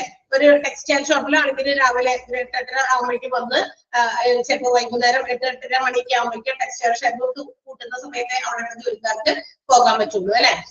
അതേസമയം ഒരു എന്താ പറയാ ഒരു എന്താ പറയാ ഇപ്പൊ ഒരുപാടുള്ളതാ നമ്മുടെ എന്താ പറയാ ഈ ജങ്ക് ഫുഡൊക്കെ പ്രിപ്പയർ ചെയ്യുന്ന സ്ഥലം, റെസ്റ്റോറന്റ് അല്ല, അതായത് ഹോട്ടൽസ് അല്ല. ഹോട്ടൽസിൽ രാവിലെ തുടങ്ങി ജോലി തുടങ്ങും. അപ്പൊ ആ സമയത്തല്ലോ ഇതുപോലുള്ള മറ്റേ പെട്ടെന്ന് ഫാസ്റ്റ് ഫുഡൊക്കെ ഉണ്ടാക്കുന്ന സ്ഥലമില്ല, അവിടെ ആയിരിക്കും ഏകദേശം ഒരു 12 മണിക്ക് അല്ലെ, 11:30 12 മണിക്കൊക്കെ അത് ഓപ്പൺ ആകുള്ളൂ. ആ സമയമാകുമ്പോഴേക്കും. അപ്പൊ അതിന് ഓരോ രീതിയുണ്ട്, അതനുസരിച്ച്. പക്ഷെ മിനിമം ടൈം ഫിക്സ് ചെയ്യാൻ പറ്റിയില്ല എങ്കിലും വർക്കർ നമ്മളുടെ ആ ടൈമിങ്ങിൽ whether they are available or not, അത് നേരത്തെ കൂട്ടി എംപ്ലോയർ മനസ്സിലാക്കണം. ആ ഒരു സമയത്തിന് ഇന്ന സമയത്ത് മുതൽ ഇന്ന സമയത്ത് വരെ can you എന്താ പറയാ do the work in this between this time. ഈ ഒരു സമയത്ത് നിങ്ങൾ ആ ജോലിക്ക് വരാൻ തയ്യാറാണോ? അത് അവരോട് ആ കോൺട്രാക്ടിന്റെ സമയത്ത് ചോദിക്കണം. അല്ലാണ്ട് ജോലി സമയം എപ്പോഴാണെന്ന് പറയാതെ അവരോട് ജോലിക്ക് എടുത്തിരിക്കുന്നു, എല്ലാ ടേംസ് ആൻഡ് കണ്ടീഷൻസും ഒക്കെ ഓക്കെയാണ്, ജോലിയുടെ സമയം പറഞ്ഞില്ല, ഏത് മണി മുതൽ ഏത് മണി വരെ അല്ലെ, അത് കൃത്യമായി പറയണം. ഒരു നഴ്സിംഗിനാണെങ്കിൽ ടൈമിംഗ് ഒക്കെ മാറും. മോർണിംഗ് ഡ്യൂട്ടി ഉണ്ട്, ഈവനിങ് ഡ്യൂട്ടി ഉണ്ട്, നൈറ്റ് ഡ്യൂട്ടി ഉണ്ട്. അങ്ങനെ 3 സെഷൻ ഒക്കെ നടക്കുന്നുണ്ട് ചില ഹോസ്പിറ്റൽസിൽ. 3 to 7 വരെയൊക്കെ ഉണ്ട്. പിന്നീട് 6 to പിറ്റേ ദിവസം 6 വരെ അല്ലെങ്കിൽ 7 വരെയൊക്കെ അങ്ങനെ നൈറ്റ് ഡ്യൂട്ടീസും ഉണ്ട്. അപ്പൊ അതെന്താണോ അതൊക്കെ കൃത്യമായിട്ട് എന്താ പറയാ എംപ്ലോയർ അതിന് ഉറപ്പ് കൊടുക്കണം. ഇന്ന സമയമാണ് നിങ്ങളുടെ ഡ്യൂട്ടി ടൈം എന്നുള്ളത്. And also employer has to pay the worker for those working hours. തീർച്ചയായിട്ടും എത്ര സമയമാണോ വർക്ക് ചെയ്യുന്നത് ആ വർക്കിംഗ് അവേഴ്സിനുള്ള സാലറിയോ വേജസോ വട്ടവർ ഇറ്റ് മേ ബി അത് കൊടുത്തിരിക്കണം. Even if there is no work. ജോലി ഇല്ല എങ്കിലും അവിടെ നമ്പർ ഓഫ് എന്ത് സാധനം പ്രൊഡ്യൂസ് ചെയ്തു ആ പ്രൊഡ്യൂസ് ചെയ്ത എണ്ണത്തിനല്ലല്ലോ കൂലി കൊടുക്കുന്നത്. ഇത്രയാണ് നമ്മുടെ സമയം. 9 to 5 ആണ്. 9 to 5. പക്ഷെ ചില ദിവസം വന്നപ്പോ 9 to 5 നമുക്ക് ജോലി ചെയ്യാനില്ല ഒന്നും എന്ന് വിചാരിക്കാം. ഇപ്പൊ ഉദാഹരണത്തിന് ഞാൻ പറയട്ടെ, സ്മാർട്ട്സിനെ നമ്മൾ എല്ലാ ദിവസവും ക്ലാസ് എടുക്കുന്നത് 10:30 to 3:30 വരെയാണ്. അതായത് ഇങ്ങനെ ഓരോ ക്ലാസ്സുകളുണ്ട്. ഓക്കെ, അപ്പൊ ഇപ്പൊ അൺഫോർച്ചുനേറ്റ്ലി ചില ദിവസം വല്ലപ്പോഴും ഇരിക്കട്ടെ, എപ്പോഴും അങ്ങനെ വരുന്നില്ല, വല്ലപ്പോഴും ഒരിക്കൊക്കെ നിങ്ങൾക്കും ഫേസ് ചെയ്തിട്ടുണ്ടോന്ന് അറിയില്ല. ഒരു ദിവസം നമുക്ക് ഇന്റർനെറ്റ് സേവനം നമുക്ക് ലഭ്യമായില്ല. മീൻസ് നെറ്റ് ഇല്ലാതെ നമുക്ക് ഈ ഓൺലൈൻ ക്ലാസ്സുകൾ നടക്കാൻ പറ്റില്ല അല്ലെ. അപ്പൊ മീൻസ് നെറ്റ് ഇഷ്യൂ കൊണ്ട് ക്ലാസ് ഇല്ല. പക്ഷെ we are already there in our places. ഞങ്ങൾ ക്ലാസ്സിൽ റെഡി ആയിട്ടൊക്കെ ഇങ്ങനെ വന്നിരിക്കുകയാണ്. ഓക്കെ, ക്ലാസ്സിൽ 10:30 കയറണം എന്നൊക്കെയുള്ള രീതിയിൽ റെഡി ആയിട്ടിരിക്കുകയാണ്. പക്ഷെ എന്തോ കാരണം കൊണ്ട് നെറ്റ് ഇഷ്യൂ വന്നു, അല്ലെങ്കിൽ ഇത് വർക്കിംഗ് അല്ല, നമുക്ക് ആ ഒരു ടെക്നിക്കൽ ഇഷ്യൂ ഉള്ളതുകൊണ്ട് ക്ലാസ്സസ് കണ്ടക്ട് ചെയ്യാൻ പറ്റിയില്ല അല്ലെ എന്ന് പറഞ്ഞിട്ട് ആ വർക്കിംഗ് അവേഴ്സിൽ നമ്മൾ ഓൾറെഡി ഉണ്ടല്ലോ. ആ വർക്കിംഗ് അവേഴ്സിൽ അവൈലബിൾ ആണ്. പക്ഷെ അവർ ജോലി ചെയ്യാനുള്ള ആ സാഹചര്യം അവർക്ക് ഇല്ലാത്തത് മറ്റ് ഏതെങ്കിലും പ്രശ്നങ്ങൾ കൊണ്ടാണ് എന്ന് വിചാരിച്ചിട്ട് അന്നത്തെ ദിവസം നമുക്ക് ആ ജോലിയുടെ ഇതില്ല എന്ന് പറയാൻ പറ്റുമോ? പറ്റില്ല. അതാണ് പറയുന്നത്. അപ്പൊ വർക്ക് ചെയ്തോ ഇല്ലേ എന്നുള്ളതല്ല, അവര് ചെയ്യുന്ന ആ വർക്ക് ഏത് സമയത്താണ്, ആ സമയത്ത് നമുക്ക് അവൈലബിൾ ആകുന്ന കാൻഡിഡേറ്റ്സ് ജോലിക്ക് വേണ്ടി അപ്ലൈ ചെയ്തിട്ടുണ്ടോ അതൊക്കെ നോക്കണം. ആൻഡ് ഓൾസോ വർക്ക് ഇല്ല എങ്കിൽ കൂടി അവർക്ക് എംപ്ലോയർ തീർച്ചയായിട്ടും വർക്കിംഗ് അവേഴ്സിനുള്ള ജോലി കൊടുത്തിരിക്കണം. ഇനി എന്താ പറയാ കുറച്ച് കൂടുതലൊക്കെ വീക്കിലി ഇത്ര വർക്ക് ചെയ്യണമെന്നൊക്കെ മിനിമം ഒക്കെ ചില ഓർഗനൈസേഷൻസ് ഒക്കെ വെക്കാറൊക്കെ ഉണ്ട്. ഒരു ഹൈ അവേഴ്സ് ഒക്കെ എത്ര അവേഴ്സ് എങ്കിലും ഒരു വീക്കിലി ജോലി ചെയ്യണം. അങ്ങനെയാണെങ്കിൽ അതിനൊരു guaranteed amount also should B mentioned. അത്രയും ഒരു വീക്കിലി ഇത്ര അവേഴ്സ്. വീക്ക് എന്ന് പറയുമ്പോൾ എത്ര ദിവസമാണ്? 7 days ആണ് അല്ലെ. 7 പോട്ടെ, 6 days മതി. Sunday is A common holiday, public അല്ല, ഒരു കോമൺ ആയിട്ടുള്ള ഒരു ഹോളിഡേ ആണ്, അത് വേണ്ട. ബാക്കി 6 ദിവസം. അപ്പൊ 6 ദിവസത്തില് ഇപ്പൊ 8 മണിക്കൂർ വീതമൊക്കെയാണ് ജോലി ചെയ്യുന്നതെങ്കിൽ 6 ദിവസവും ഈ 8 മണിക്കൂർ വീതം അല്ലെ. അപ്പൊ അത്രയും മണിക്കൂറിൽ നമ്മൾ ജോലി ചെയ്യുന്നുണ്ട്. അപ്പൊ ആ ജോലി ചെയ്യുന്നതിന് അത്രയും മണിക്കൂറിൽ ഏറ്റവും മിനിമം ഇത്രയെങ്കിലും ജോലി ചെയ്തിരിക്കണം. അത് വേണമെങ്കിൽ എംപ്ലോയർക്ക് വേണമെങ്കിൽ പറയാം. ഓക്കെ, അതൊക്കെ കൃത്യമായിട്ട് മെൻഷൻ ചെയ്യണം. പക്ഷെ എല്ലാം പറഞ്ഞു കഴിഞ്ഞിട്ടാണ്, അല്ലാതെ എല്ലാ കോൺട്രാക്റ്റിലുള്ള ബാക്കിയുള്ള സകല കാര്യവും പറഞ്ഞു, പക്ഷെ മിനിമം നമുക്ക് ഈ ഒരു അവേഴ്സ് വർക്ക് ചെയ്യാൻ പറ്റിയില്ല, എന്നിട്ട് അത് പറഞ്ഞുകൊണ്ട് എംപ്ലോയിയുടെ സാലറിയിൽ കട്ട് ചെയ്യാൻ പറ്റുമോ? പാടില്ല. അപ്പൊ അങ്ങനെയാണ്. ആൻഡ് ആ ഒരു മിനിമം അവറിൽ worker fails to work perform their duties, അല്ലെങ്കിൽ അത്രയും ആ മിനിമം അവറിൽ അവർ വർക്ക് ചെയ്യണമെന്ന് പറഞ്ഞിട്ട് ആ ഒരു വർക്ക് ലെവലിലേക്ക് വർക്കർ വന്നില്ല എങ്കിൽ എന്ത് ചെയ്യാം? അത് അവരുടെ ആ ഒരു പേയ്മെന്റിൽ നമുക്ക് ചേഞ്ചസ്, അതായത് റിഡക്ഷൻ കൊണ്ടുവരാം. എന്ന് വെച്ചാൽ ഫ്ലെക്സിബിൾ ആണ്. ചിലപ്പോൾ അവര് പൈസ കുറയ്ക്കും.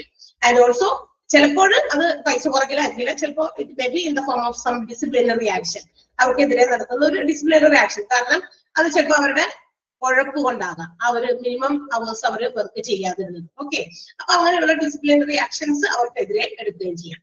അപ്പൊ അത് അവരെ എന്താ പറയാ മോട്ടിവേറ്റ് ചെയ്യാനാണ്. അല്ലെങ്കിൽ ഡിസിപ്ലിനറി ആക്ഷൻ എടുക്കാണ്ടിരുന്നു കഴിഞ്ഞാൽ ഇത്ര അവർ വർക്ക് ചെയ്താലും എന്ത് ചെയ്യാണ്, മറ്റേത് തന്നെ കിട്ടുമല്ലോ സാലറി അല്ലെ, അതിൽ യാതൊരു മാറ്റവും വരുന്നില്ല. പക്ഷെ ആ ഒരു മിനിമം അവേഴ്സ് വെക്കുമ്പോൾ ആ ഈ വീക്കില് ആ മിനിമം അവേഴ്സ് എങ്കിലും ആര് ജോലി ചെയ്യാൻ തീർച്ചയായിട്ടും എംപ്ലോയീസ് തയ്യാറാകും.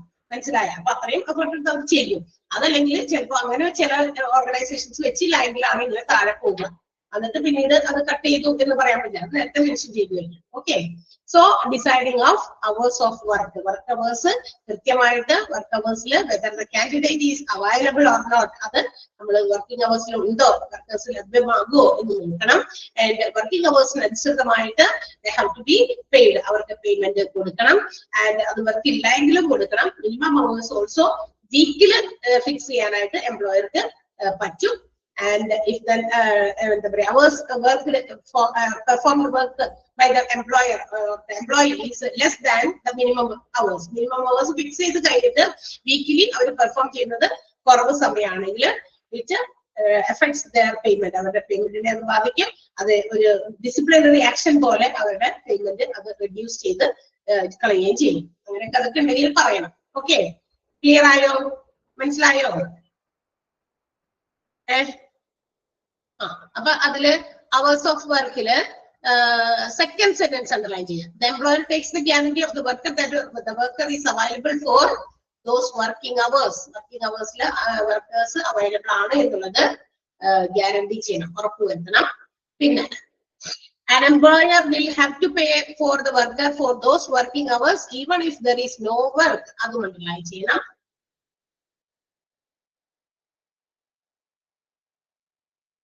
അടുത്തത് if the worker, മൂന്നാമത്തെ sentence, if the worker fails to perform the work in those hours then it reduces the flexibility of the worker and may result in some disciplinary actions against him. അപ്പൊ ഇല്ല, അവിടെ ഒരു വാക്ക് നമുക്കൊന്നും മാറ്റാനുണ്ട്. if the worker fails to perform the work in those hours എന്ന് പറഞ്ഞേക്കണം. ആ those hours മാറ്റി in minimum working hours ആക്കണം കേട്ടോ. അത് മാറ്റാനുള്ള സെന്റൻസ് കറക്റ്റ് ആണ് എഴുതിയിരിക്കുന്നത്. പക്ഷെ നമ്മൾ പഠിക്കാൻ വേണ്ടിയിട്ട്, നമ്മൾ ഒബ്ജക്റ്റീവ് ടൈപ്പ് ക്വസ്റ്റ്യൻസിന് പഠിക്കാൻ വേണ്ടിയിട്ട് ഇറങ്ങുന്ന ആ ദോസ് എന്താണെന്ന് നോക്കും. ആ ദോസ് എന്ന് പറയുന്നത് മിനിമം വർക്കിംഗ് അവേഴ്സ് ആണ്. മിനിമം വർക്കേഴ്സ് എങ്കിലും വർക്ക് ചെയ്യാൻ ഏതെങ്കിലും എംപ്ലോയീസ് പറ്റില്ല എങ്കിൽ, എന്ന് വെച്ചാൽ അവർ അത്രയും മിനിമം അവേഴ്സ് എങ്കിലും വർക്ക് ചെയ്തിട്ടില്ല ഒരു വീക്കിൽ, ഒരു ആഴ്ചയിലെങ്കിൽ അത് ഇവരുടെ പേയ്മെന്റിനെ ബാധിക്കും, പേയ്മെന്റ് കുറയ്ക്കും. അത് ഒരു ഡിസിപ്ലിനറി ആക്ഷൻ എന്ന നിലയ്ക്കാണ് ആ പേയ്മെന്റ് കുറയ്ക്കുന്നത്. മനസ്സിലായോ? അതിന്റെ അർത്ഥം മനസ്സിലായോ? സെന്റൻസ് അർത്ഥം മനസ്സിലാക്കി നമ്മൾ സൂക്ഷിക്കുക, എന്ന് വെച്ചാൽ ഓർമ്മയിൽ സൂക്ഷിക്കുക. അപ്പൊ ആ ദോസ് എന്നുള്ളത് നമ്മൾ ചേർത്ത് പഠിക്കേണ്ടത് മിനിമം വർക്കിംഗ് അവേഴ്സ് ആണ്. അടുത്തതിലേക്ക് പോകാലോ. അടുത്തത് length of contract. Length of contract, ഇനി നമ്മളുടെ ഈ എംപ്ലോയ്മെന്റ് കോൺട്രാക്ടിന്റെ ദൈർഘ്യം, നീളം എന്ന് പറയുമ്പോൾ ദൈർഘ്യം അല്ലെ. മിക്ക എംപ്ലോയ്മെന്റിലും contracts are based on equal concept ആണ്. അക്വൽ എന്ന് പറഞ്ഞാൽ എന്താ? നമുക്ക് ഇഷ്ടമുള്ളവരെ നിൽക്കാം. ഓക്കെ, അത് എംപ്ലോയ്മെന്റിൽ നിന്ന് അത് സാധാരണ അങ്ങനെയാണ്. ഇപ്പൊ നമ്മളോട് ഇന്ന് വന്നിട്ട് മാസം അല്ലെങ്കിൽ ഒരാഴ്ച അങ്ങനെയൊന്നും സാധാരണഗതിയിൽ പറയാറില്ല. ആക്ച്വലി കോൺസെപ്റ്റ് ആണ്. എന്ന് വെച്ചാൽ നമുക്ക് ഇഷ്ടമുള്ളവരെ നമുക്ക് അവിടെ ജോലി ചെയ്യാം എന്നുള്ളത്. ഓക്കെ, പക്ഷെ എന്ന് വെച്ചാൽ ഇതിനൊരു ടൈം ലിമിറ്റ് ഒരു എംപ്ലോയ്മെന്റിന് തീർച്ചയായിട്ടും പ്രൊവൈഡ് ചെയ്യാറില്ല. എന്നാൽ ചില സമയത്ത് ചിലർക്ക് അങ്ങനെ പറയാറുണ്ട് കേട്ടോ, ഇത്ര സമയം വരെ എന്നുള്ളതൊക്കെ. അപ്പൊ ഇത് employer and employee can decide that up to the time to which they gets terminated. And എപ്പോ വരെ ജോലിയിൽ നിൽക്കണം, വേണം, പോകണം എന്നുള്ളതൊക്കെ വേണമെങ്കിൽ എംപ്ലോയർക്കും എംപ്ലോയിക്കും ഒക്കെ തീരുമാനിക്കാം ആ ഒരു രീതിയിൽ. അതാണ് പറഞ്ഞിരിക്കുന്നത്. ഇനി ഇപ്പൊ ചില എംപ്ലോയ്മെന്റ് സിറ്റുവേഷൻസിലെ എംപ്ലോയീസ് ഒരു ലിമിറ്റഡ് പീരീഡ് ഓഫ് ടൈമിന് മാത്രമാണ് ചിലപ്പോൾ കോൺട്രാക്ട് പോലെ എടുക്കുക. ഒരു വർഷത്തേക്ക് അല്ലെങ്കിൽ 6 മാസത്തേക്ക് ഒക്കെ ചില സ്ഥലത്തൊക്കെ അങ്ങനെയുണ്ട് അല്ലെ. അങ്ങനെ കൊടുക്കും, 6 മാസത്തേക്ക് മാത്രം എംപ്ലോയീസിന് അങ്ങനെ കോൺട്രാക്ട് എടുക്കാറുണ്ട് അല്ലെങ്കിൽ കൊടുക്കാറുണ്ട്, സ്വീകരിക്കുകയും ചെയ്യാം. ഇതൊക്കെ ചില ചെറിയ കോൺട്രാക്ടുകളൊക്കെ പ്രൊവൈഡ് ചെയ്യുന്നത് എങ്ങനെയുള്ള അതിനാണെന്ന് അറിയാം. അല്ലെ പ്രോജക്ട് പോലത്തെ ഉള്ള ചില കാര്യങ്ങൾ. ഇന്നൊരു പ്രോജക്ട് നമ്മൾ എന്താ പറയാ എസ്റ്റാബ്ലിഷ് ചെയ്യണം. So after the accomplishment of that particular project the contract will be terminated. ആ ഒരു പ്രോജക്ട് നമ്മൾ അക്കംപ്ലിഷ് ചെയ്ത് കഴിഞ്ഞാൽ എന്ന് വെച്ചാൽ നമ്മളത് സാറ്റിസ്ഫൈ ചെയ്ത് കഴിഞ്ഞാൽ ആ കോൺട്രാക്ട് അവിടെ ടെർമിനേറ്റ് ചെയ്തു എന്ന് വെച്ചാൽ അവിടെ തീർന്നു ഒരു പണി. എന്നുവെച്ചാൽ അങ്ങനെയുള്ള ചില ഇതുപോലുള്ള എന്താ ചെറിയ പീരീഡിലേക്കുള്ള പ്രോജക്റ്റുകൾ അങ്ങനെയുള്ള ജോബ്സിനാണ് എന്താ പറയാ ചെറിയ ഡ്യൂറേഷനിലുള്ള ടൈം ലിമിറ്റ് പറയുന്നത്. 6 മാസം 3 months ആയിരിക്കാം. ഓക്കെ, ആ പ്രോജക്റ്റ് നമ്മൾ നടപ്പിലാക്കി അത് കഴിഞ്ഞു കഴിഞ്ഞാൽ ആ ഒരു കോൺട്രാക്ട് അവിടെ ടെർമിനേറ്റ് ചെയ്തു, ജോലി അവിടെ തീർന്നു. ചിലപ്പോ employees may be hired for a longer period. Longer ഡ്യൂറേഷനിലും എംപ്ലോയീസിനെ നമ്മൾ ഹയർ ചെയ്യാറുണ്ട്. മീൻസ് മോർ ദാൻ 2 hours, അതായത് 2 years, 2 വർഷത്തിലധികം അല്ലെ. അപ്പൊ ഒരു ലോങ് ഡ്യൂറേഷനിലാണ്, 2 വർഷത്തിലധികം. അല്ലാതെ നിങ്ങൾക്ക് എപ്പോ വേണമെങ്കിലും. പക്ഷെ അങ്ങനെ നേരത്തെ കൂട്ടി നമ്മളിപ്പോ റിസൈൻ ചെയ്യാനൊക്കെ ഉദ്ദേശിക്കുന്നുണ്ടെങ്കിൽ അത് കുറച്ച് നേരത്തെ തന്നെ എംപ്ലോയറെ അറിയിച്ചിരിക്കണം. ബിക്കോസ് നേരത്തെ അറിയിക്കാതെ പെട്ടെന്നൊക്കെ നമുക്ക് അങ്ങനെ പോയി കഴിഞ്ഞ് കഴിഞ്ഞാൽ ആ ഒരു ജോലി ചെയ്യാൻ പറ്റുന്ന ആളെ ഇനി വേറെ കണ്ടെത്താനൊക്കെ ഒരു എന്താ പറയാ ഗ്യാപ്പ് കിട്ടണം അല്ലെ. ആ ഒരു ടൈം പീരീഡ് അവർക്ക് കിട്ടണം. അപ്പൊ അതിനൊക്കെ നേരത്തെ കൊടുക്കുക.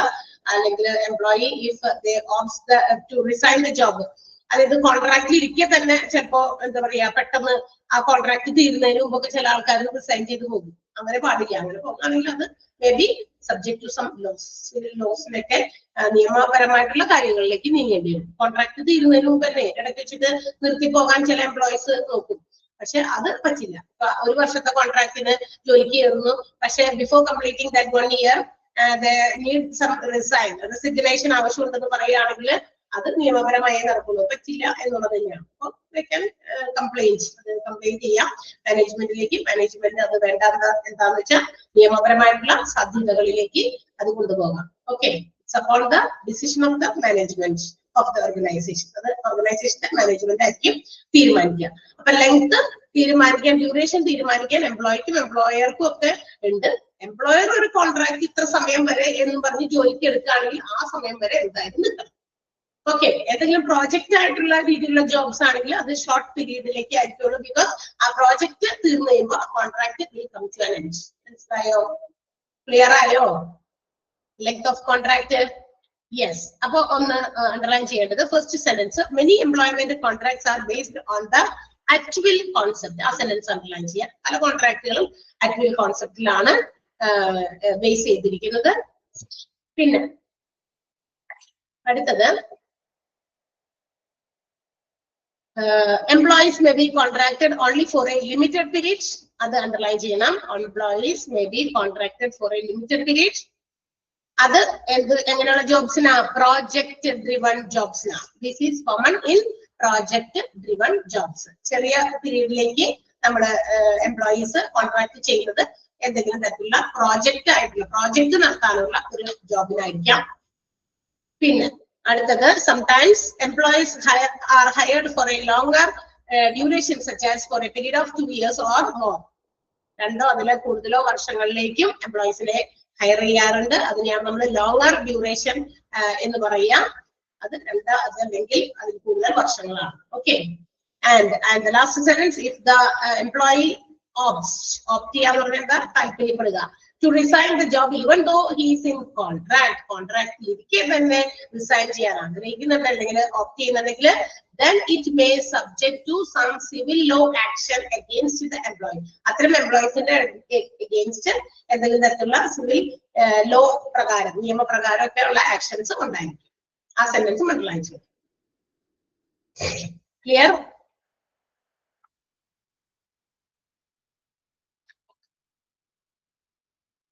മനസ്സിലായില്ലേ? പറഞ്ഞോട്ടെ അടുത്തത്. യെസ്, അടുത്തത് ഹോളിഡേസ് ആൻഡ് സിക്ക് ലീവ് ആണ്. ഇനി ഇവർക്ക് എന്തെങ്കിലും തരത്തിലുള്ള ഹോളിഡേസ് ഉണ്ട്, അതുപോലെ തന്നെ സിക്ക് ലീവ് എടുക്കുക, അങ്ങനെയുള്ള കാര്യങ്ങളെ കുറിച്ച് ഉണ്ടെങ്കിൽ it also should be mention in the contract of employment. Employment കോൺട്രാക്റ്റിൽ കൃത്യമായിട്ട് അത് മെൻഷൻ ചെയ്യണം. എങ്ങനെയൊക്കെയാണ് ഹോളിഡേന്റെ കാര്യങ്ങൾ, എങ്ങനെയാണ് സിക്ക് ലീവ് എടുത്താൽ എന്താ കാര്യം, അല്ലെ എന്താ കാര്യം എന്നല്ല, സിക്ക് ലീവ് എടുത്താൽ നമ്മുടെ പേയ്മെന്റിൽ എന്തെങ്കിലും തരത്തിലുള്ള അത് എഫക്ട് ചെയ്യുമോ, ഹോളിഡേസ് വരുമ്പോൾ നമ്മുടെ വേജ് സാലറി പേയ്മെന്റിൽ എന്തെങ്കിലും തരത്തിലുള്ള വേരിയേഷൻ വരുമോ, അതൊക്കെ ഉണ്ടെങ്കിൽ അവിടെ അറിയിച്ചിരിക്കണം. Contract of employment also have to specify the company's holiday and sick leave policies. Sick leave policy അല്ലെങ്കിൽ holiday policies ഒക്കെ എങ്ങനെയാണെന്ന് കൃത്യമായും വ്യക്തമായി പറയുക. പെയ്ഡ് ഹോളിഡേസ് ഉണ്ടെങ്കിൽ അത് പറയണം, സിക്ക് ലീവ് എംപ്ലോയീസിന് ഉണ്ടെങ്കിൽ അത് ഈ പെയ്ഡ് ലീവ്സും സിക്ക് ലീവ് ഒക്കെ കൊടുക്കുന്നത് it's based on the location where the employee leaves. ഏത് സ്ഥലങ്ങളിൽ അതിന് ലൊക്കേഷൻ ഒരു പ്രാധാന്യമുണ്ട്. പെയ്ഡ് ഹോളിഡേസും അതുപോലെ തന്നെ സിക്ക് ലീവ്സും ഒക്കെ. സിക്ക് ലീവ്സ് എന്ന് പറഞ്ഞു കഴിഞ്ഞാൽ ചില പ്രദേശത്ത് എന്താ പറയാ ഫേവറബിൾ ആയിട്ടുള്ള അറ്റ്മോസ്ഫിയറിക് കണ്ടീഷൻസ് അല്ല എങ്കിൽ ചിലപ്പോ ആളുകൾക്ക് പെട്ടെന്നൊക്കെ അസുഖങ്ങൾ വരാം. ചിലപ്പോ ഈ കമ്പനിയുടെ ഇതിന് ജോലി ചെയ്യുന്നത് കൊണ്ട് അതിന്റെ പരിസരത്ത് എവിടെയെങ്കിലും ആണ് അവരെ താമസിപ്പിച്ചിരിക്കുന്നത് എങ്കിൽ കമ്പനിയുടെ അടുത്ത് തന്നെ ആയതുകൊണ്ട് കമ്പനിയിൽ നിന്നും ഉണ്ടാകുന്ന ഏതെങ്കിലും തരത്തിലുള്ള നെഗറ്റീവ് ഇഷ്യൂസ് അവരുടെ ആരോഗ്യത്തെ ഹാനികരമായി ബാധിച്ചാൽ അതുകൊണ്ടും രോഗം വരാം. മനസ്സിലാകണമെന്ന് അല്ലേ? അങ്ങനല്ലേ? ഇപ്പൊ ചില ഫോർ എക്സാമ്പിൾ ചില ഫാക്ടറീസ് ഒക്കെ നമ്മൾ എല്ലാം ഒരേപോലെയുള്ള ജോലിയാണെന്ന് അസ്യൂം ചെയ്യത് പല പല രീതിയിലുള്ള ജോലികളുണ്ട്. ഇപ്പൊ വലിയ വലിയ ഫാക്ടറീസ്, എന്തെങ്കിലുമൊക്കെ പ്രൊഡക്ഷൻസ് നടത്തുന്ന ഫാക്ടറീസ്, ജസ്റ്റ് ഇമാജിൻ ഈ പ്ലാസ്റ്റിക് ബോട്ടിൽസ്, പ്ലാസ്റ്റിക് ഉപയോഗിക്കാൻ പാടില്ല, അതിനെ കൂടുതൽ അവോയ്ഡ് ചെയ്യണം, പ്ലാസ്റ്റിക് ഫ്രീ ആയിട്ടുള്ള ഒരു ഇക്കോണമി ആയിരിക്കണം എന്നൊക്കെ എന്താ പറയാ അങ്ങനെ ഓരോ പ്രസംഗിക്കുന്നവരും ചെയ്യാനൊക്കെ അല്ലേ. പക്ഷെ എങ്കിലും നമുക്കറിയാം ഇപ്പോഴും പല സാധനങ്ങളും നമ്മുടെ മുന്നിലേക്ക് എത്തുന്നത് പ്ലാസ്റ്റിക് ബോട്ടിൽസിലും പ്ലാസ്റ്റിക് കവേഴ്സിലും തന്നെയാണ് അല്ലെ. ഇതുവരെ വരുന്നത് കൊണ്ട് നമുക്കിത് എന്താ പറയാ ഡിസ്പോസ് ചെയ്യാനായിട്ടുള്ള മാർഗങ്ങളില്ല. അപ്പൊ ഇങ്ങനെ ഇതൊക്കെ ഉണ്ടാകുന്ന ഫാക്ടറീസ് ഉണ്ട്. പല സാധനങ്ങൾ ഒരു എക്സാമ്പിൾ പറഞ്ഞു മാത്രം ഒരുപാട് പല കാര്യങ്ങൾ പ്രൊഡ്യൂസ് ചെയ്യുന്ന ഫാക്ടറീസിൽ ഏറ്റവും പ്രധാനപ്പെട്ട ഒരു കാര്യം എന്ന് പറഞ്ഞു കഴിഞ്ഞാൽ അവിടെ നിന്ന് എന്താ പറയാ ഡിസ്ചാർജ് ചെയ്യുന്ന പല രീതിയിലുള്ള വേസ്റ്റ് വാട്ടേഴ്സും അതുപോലെ തന്നെ വേസ്റ്റ് ആയിട്ടുള്ള ഭയങ്കര ഇഫ്ലുവന്റ് ആയിട്ടുള്ള ഗ്യാസസും നമ്മുടെ അതൊക്കെ ഇങ്ങനെ ശ്വസിച്ച് നമ്മളുടെ ലങ്സിലൊക്കെ വല്ല അസുഖങ്ങളൊക്കെ വരും. അപ്പൊ നമ്മുടെ ആരോഗ്യസ്ഥിതി മോശമാകും. അപ്പൊ അങ്ങനെയൊക്കെ താമസിക്കുന്ന ആളുകൾക്ക് ഇടയ്ക്കിടയ്ക്കൊക്കെ എന്തെങ്കിലുമൊക്കെ രോഗങ്ങൾ വരും. അപ്പൊ ആ പ്ലേസ് എവിടെ താമസിക്കുന്നു എന്നുള്ളതും അതുപോലെ തന്നെ ഈ പെയ്ഡ് ഹോളിഡേസ് ഒക്കെ കൊടുക്കുമ്പോൾ ഹോളിഡേസ് വന്നു കഴിഞ്ഞാൽ എന്താ പറയാ അതിന് പേയ്മെന്റ് കൊടുക്കുന്നതും ഇതും അങ്ങനെ തന്നെ. ഇപ്പൊ എത്ര ദൂരെ ഭയങ്കര ദൂരെയുള്ള ആളുകളൊക്കെ ആണെങ്കിൽ അങ്ങനെ ചിലപ്പോൾ ലൊക്കേഷനൊക്കെ ബേസ് ചെയ്തിട്ടൊക്കെയാണ് ഈ സിക്ക് ലീവും അതുപോലെ തന്നെ പെയ്ഡ് ഹോളിഡേസും ഒക്കെ ഓർഗനൈസേഷൻ തീരുമാനിക്കുന്നത്. പിന്നെ at the will of the employer they have a decision to they can freely increase or decrease the അതായത് നമ്മുടെ എംപ്ലോയീസിന്റെ ലീവ് എടുക്കുമ്പോ അത് എങ്ങനെയാണ് അത് വേണമെങ്കിൽ കൂട്ടോ കുറയ്ക്കുകയൊക്കെ ചെയ്യാം. അത് അവരുടെ എംപ്ലോയറുടെ ഇഷ്ടം. ഇപ്പൊ മാസത്തിൽ 2 ദിവസം ലീവ് കൊടുക്കുന്നവരും ഉണ്ട്, മാസത്തിൽ 1 ദിവസം മാത്രം ലീവ് കൊടുക്കുന്നവരും ഉണ്ട് അല്ലെ. ലീവ് എടുക്കാതിരുന്നാൽ അതിനെ അപ്രീഷിയേറ്റ് ചെയ്ത് അതിന് എക്സ്ട്രാ പേയ്മെന്റ് കൊടുക്കുന്നവരും ഉണ്ട്. അതൊക്കെ it is to decide upon the employer തന്നെയാണ് അത് തീരുമാനിക്കേണ്ടത്. എംപ്ലോയർ വേണമെങ്കിൽ അങ്ങനെയൊക്കെ ചെയ്യാം. പ്രൊസീജിയേഴ്സ് ഈ പറഞ്ഞ പോലെ ഹോളിഡേസ് സിക്ക് ലീവ്സിന്റെ procedures should be clearly mention in the employment contract. തീർച്ചയായിട്ടും അതിന്റെ കാര്യങ്ങൾ നിർദ്ദേശങ്ങളൊക്കെ സിക്ക് ലീവ്സിന്റെയും പെയ്ഡ് ഹോളിഡേസിന്റെ ഒക്കെ നിർദ്ദേശങ്ങൾ കൃത്യമായിട്ട് ഈ എംപ്ലോയ്മെന്റ് കോൺട്രാക്റ്റിൽ ഉണ്ടായിരിക്കണം. ക്ലിയർ ആയോ? മനസ്സിലായില്ലേ? ഇതിൽ അണ്ടർലൈൻ ചെയ്യേണ്ടത് ഫസ്റ്റ് ആൻഡ് സെക്കൻഡ് സെന്റൻസ് ആണ്. ലാസ്റ്റത്തെ സെന്റൻസ് സെയിം തന്നെയാണ് ഫസ്റ്റ് സെന്റൻസും. Okay, first and second sentence ഒന്ന് അണ്ടർലൈൻ ചെയ്യാം.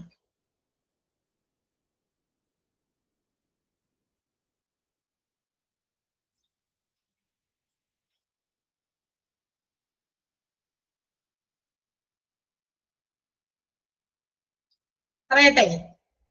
അടുത്തത് എംപ്ലോയ്മെന്റ് കോൺട്രാക്റ്റില് ഇനി എന്താണ് ഉൾപ്പെടുത്തേണ്ടത്? പേയ്മെന്റിന്റെ കാര്യം പറയണമെന്ന് പറഞ്ഞു, റേറ്റ് ഓഫ് പേ, പിന്നെ എത്ര അവേഴ്സ് വർക്ക് ചെയ്യണം, അവരുടെ അവേഴ്സ് ഓഫ് വർക്കിനെ കുറിച്ച് പറയണം, അവരുടെ ലെങ്ത് ഓഫ് കോൺട്രാക്ട് പറയണം, then holidays and sick leave നെ കുറിച്ചിട്ടൊക്കെ കൃത്യമായി മെൻഷൻ ചെയ്യണം. And the last one, termination of employment. അതായത് ഇതുപോലെ termination of employment should also be clearly stated in the employment contract. എപ്പോഴാണ് ടെർമിനേറ്റ് ചെയ്യുന്നത്, അതായത് ടെർമിനേറ്റ് ചെയ്യാന്ന് പറഞ്ഞാൽ പിരിച്ചുവിടുക, ഇല്ലാതാക്കുന്നത്, ആ ഒരു കോൺട്രാക്ടിന്റെ കാലാവധി അവസാനിപ്പിക്കുന്നത്, അത് കൃത്യമായിട്ട് കോൺട്രാക്റ്റിൽ തന്നെ പറഞ്ഞിരിക്കണം. അത് എങ്ങനെയാണ്, എപ്പോഴാണ് എന്നുള്ളതൊക്കെ വ്യക്തമായിട്ട് പറഞ്ഞിരിക്കണം. അതിന് കൃത്യമായിട്ട് റൂൾസ് ഉണ്ടാക്കിയത് അത് എംപ്ലോയി കൃത്യമായിട്ട് അറിഞ്ഞിരിക്കണം. എന്താ പറയാ, rules regarding the termination of employment should be clearly notified to the employee. എംപ്ലോയിക്ക് അത് കൃത്യമായിട്ട് അതിനെ കുറിച്ച് മനസ്സിലാക്കി കൊടുത്തിരിക്കണം. ആൻഡ് ഓൾസോ ദ റെസ്ട്രിക്ഷൻസ്, ഇത് നമ്മൾ ജോലി വിട്ടുപോയി കഴിയുമ്പോൾ there will be some restrictions on the type of work after leaving the job. ആ ജോലി കഴിഞ്ഞ് നമ്മൾ പിരിഞ്ഞു പോയി കഴിയുമ്പോൾ അവർക്ക് ചെയ്യാൻ പറ്റാവുന്ന ചില ജോലികളിൽ ചില റെസ്ട്രിക്ഷൻസ് കൊണ്ടുവരാനും ഓർഗനൈസേഷന് അവകാശമുണ്ടെന്നാണ് പറയുന്നത്. അത് എന്താന്ന് വെച്ചിട്ടുണ്ടെങ്കിൽ ചില ഓർഗനൈസേഷൻസിലെ മിക്കവാറും എല്ലാവരും, ഇപ്പൊ നമ്മളിവിടെ ഒരു സ്ഥലത്ത് വർക്ക് ചെയ്തുകൊണ്ടിരിക്കുകയാണ്, നമ്മളെ പറഞ്ഞു വിട്ടതല്ല, നമ്മളുടെ ഇഷ്ടത്തിന് നമ്മൾ ജോലി ടെർമിനേറ്റ് ചെയ്ത് വേണ്ടാന്ന് വെച്ച് നമ്മൾ പോകുക. പക്ഷേ അത് നമുക്ക് ഇങ്ങനെ അതെന്ന് പറഞ്ഞു കഴിഞ്ഞാൽ ചില ഓർഗനൈസേഷൻസ് ചെയ്യുന്നത് എന്തിനാന്ന് വെച്ചാൽ അവരുടെ ഇമേജിനെ ബാധിക്കുന്ന ചില കാര്യങ്ങൾ സംഭവിക്കാൻ സാധ്യതയുണ്ട്. ദാറ്റ് മീൻസ് ഇപ്പൊ നമ്മളിവിടെ വർക്ക് ചെയ്തുകൊണ്ടിരിക്കുകയാണ്, പെട്ടെന്ന് ഒരു സുപ്രഭാതത്തിൽ വരുന്നില്ല, അടുത്ത ദിവസം വരുന്നില്ല എന്ന് പറഞ്ഞാൽ നമ്മളങ്ങോട്ട് മാറുന്നു. And we are going to do the same similar type of job in some other organisation. ഇതേ ജോലിയുടെ വേറെ സ്ഥലത്ത് നമ്മൾ പോയിട്ട് ചെയ്യാൻ നിൽക്കുകയാണെന്ന് വിചാരിക്കുക, ആ ഒരു രീതിയിലാണ്. പക്ഷെ പോകുന്നതിന് മുമ്പ് നമ്മൾ റിസൈൻ ചെയ്യുന്നു, നമ്മുടെ എക്സ്പീരിയൻസ് മറ്റു കാര്യങ്ങളൊക്കെ നമുക്ക് വാങ്ങിക്കാൻ അത് വാങ്ങിച്ചിട്ട് പോകുന്നു. പക്ഷെ ചില സമയത്ത് ഇതുപോലെ എംപ്ലോയീസിനെ കൊണ്ട് ഒരു ഡോക്യുമെന്റ് സൈൻ ചെയ്യിപ്പിക്കാറുണ്ട്. ഈ സിമിലർ ടൈപ്പ് ഓഫ് ജോബ് ഇന്ന സ്ഥലത്ത് നിങ്ങൾ പോയി ചെയ്യാൻ പാടില്ല എന്നുള്ള രീതിയിൽ നമ്മുടെ ഇഷ്ടമുള്ള നമ്മൾ വിചാരിക്കും. പക്ഷെ മിക്ക ഓർഗനൈസേഷൻസ്, കാരണം നമ്മളുടെ ട്രേഡിംഗ് സീക്രട്ട് എന്ന് വെച്ചാൽ ഓരോ ബിസിനസ് ഓർഗനൈസേഷനും കസ്റ്റമൈസ്ഡ് ആയിട്ട് അവർക്ക് ഓരോ ട്രേഡിംഗിന്റെ അവരുടെ ബിസിനസ് അവർ എങ്ങനെ ചെയ്യുന്നതെന്ന് ഓരോ സീക്രട്ട് ഉണ്ട്. They are not ready to reveal it to others. മറ്റ് കോമ്പറ്റീറ്റേഴ്സ് പുറത്തുണ്ട്. ഇതിനോട് എന്താ പറയാ, മത്സരിക്കുന്ന ഇതേ ഇൻസ്റ്റിറ്റ്യൂഷനെ പോലെ തന്നെ മറ്റ് പ്രൊഫഷണൽ കോഴ്സുകളൊക്കെ മറ്റ് ഇൻസ്റ്റിറ്റ്യൂഷൻസ് പുറത്തുണ്ട്. സോ ദാറ്റ് ഇത് നമ്മുടെ കോമ്പറ്റീറ്റേഴ്സ് ആണ്, ആര് മത്സരിക്കുന്നവരാണ്. നമ്മളുടേക്കാളും കുറച്ചുകൂടി റീച്ച് കിട്ടണം, ഒത്തിരി കൂടുതൽ സ്റ്റുഡൻസിനെ കിട്ടണം എന്നൊക്കെ വിചാരിക്കുന്നവരും പുറത്തുണ്ട്. അപ്പൊ ഇവിടുന്ന് മാറി വേറെ സ്ഥലത്ത് ജോലിക്ക് പോകുമ്പോൾ ഇവിടെ ഉള്ള എന്തെങ്കിലും ട്രെയിനിങ് സീക്രട്ട്, നമ്മുടേതായ ഒരു സീക്രട്ട് നമുക്ക് കൂടുതൽ സ്റ്റുഡൻസിനെ കിട്ടുന്നതിനോ അങ്ങനെയൊക്കെ എന്തെങ്കിലുമൊക്കെ ഉണ്ടെങ്കിൽ അത് പോയിട്ട് അവിടെ കൊണ്ടുപോയി ഇതാക്കും. അങ്ങനെ പാടില്ലല്ലോ. അത് പാടുണ്ടോ? It's A type of cheating. അത് പാടുണ്ടോ? ശരിയാണോ? നിങ്ങൾ പറഞ്ഞ ഞാൻ പറഞ്ഞത് തെറ്റാണോ? അങ്ങനെയൊക്കെ ഉണ്ടാവും. അത് നമ്മള് ജോലിക്കൊക്കെ കയറി കഴിയുമ്പോൾ നമുക്ക് മനസ്സിലാവും. അപ്പൊ ഇവിടുത്തെ സീക്രട്ട് അവിടെ പോയിട്ട് നമ്മൾ എന്ത് ചെയ്യും, അത് പറഞ്ഞു കൊടുക്കും. അപ്പൊ അവിടെ എന്താണ്, ഇവിടെ ഇങ്ങനെയാണ് രീതികൾ അഡോപ്റ്റ് ചെയ്യുന്നത്, അതുകൊണ്ടാണ് ഇവിടെ ഇങ്ങനെ എന്നൊക്കെ നമ്മൾ പറഞ്ഞു കൊടുക്കുക. അല്ലെങ്കിൽ നമ്മൾ അതിനെ തകർക്കുന്ന രീതിയിൽ, ഈ ഒരു ഓർഗനൈസേഷൻ ഇത്ര നടന്നിട്ട് അതിന്റെ ഇമേജിനെ തകർക്കുന്ന രീതിയിലുള്ള ചില കാര്യങ്ങൾ, കോൺഫിഡൻഷ്യൽ ആയിട്ട് വെക്കേണ്ട കാര്യങ്ങൾ കോൺഫിഡൻഷ്യൽ തന്നെയാണ്, നമ്മളത് പുറത്തൊന്നും പറയേണ്ട ആവശ്യമില്ല. അപ്പൊ അങ്ങനെയുള്ള ചില സ്റ്റേറ്റ്മെന്റുകളും ഡോക്യുമെന്റുകളും സൈൻ ചെയ്യിപ്പിച്ചിട്ടാണ് എന്ത് ചെയ്യുള്ളൂ, വിടുള്ളൂ ഓർഗനൈസേഷൻസ്. മിക്ക ഓർഗനൈസേഷൻസും അങ്ങനെ ചെയ്യാറുണ്ടെന്നാണ് പറയുന്നത്. ലീവ് ചെയ്യുന്ന സമയത്ത് ഇവര് ഇത് ചെയ്യും. അത് അവരുടെ ട്രേഡ് സീക്രട്സ് പ്രൊട്ടക്ട് ചെയ്യാൻ വേണ്ടിയിട്ട് കമ്പനി ചെയ്യുന്ന ഒരു പോളിസിയാണ്. ക്ലിയർ ആയോ? ടെർമിനേഷൻ ഓഫ് എംപ്ലോയ്മെന്റ് വേണമെങ്കിലും ടെർമിനേറ്റ് ചെയ്ത് പോകാം, പക്ഷെ ഇങ്ങനെയുള്ള ചില കണ്ടീഷൻസ് അതിനിടയിൽ വരുന്നുണ്ട് എന്നാണ്. Okay, yes. അപ്പോ ഒന്ന് അണ്ടർലൈൻ ചെയ്യേണ്ടത് first sentence, termination of employment should also be detailed in the employment contract. അതൊന്ന്.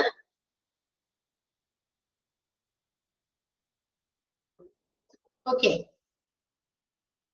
പിന്നെ അടുത്തത്, many organizations will get employees to sign a document which restricts employees to work with any competitor. രണ്ട് രീതിയിലാണ് കേട്ടോ അത് restrict ചെയ്യുന്നത്, തടയുന്നത്. അവരെ കൊണ്ട് ഡോക്യുമെന്റ് സൈൻ ചെയ്തിരിക്കുന്നത് നമ്മളുടെ കോമ്പറ്റീറ്റർ ആയിട്ടുള്ള മറ്റേതെങ്കിലും ഓർഗനൈസേഷൻസിൽ ജോലി ചെയ്യുന്നത് വിലക്കുന്നു. അതോടൊപ്പം തന്നെ എന്താ പറയാ, അവര് ആ ഒരു ഡോക്യുമെന്റും അവരെ കൊണ്ട് സൈൻ ചെയ്യിപ്പിക്കുന്നു. കാരണം അത് ഓർഗനൈസേഷന്റെ സീക്രസി കീപ്പ് ചെയ്യാൻ വേണ്ടിയിട്ടാണ്. ഓക്കെ, ആ രണ്ട് സെന്റൻസ് ഒന്ന് അണ്ടർലൈൻ ചെയ്യാം കേട്ടോ. മെനി ഓർഗനൈസേഷൻസ് തുടങ്ങി trade secrets of the company വരെ അണ്ടർലൈൻ ചെയ്യാം.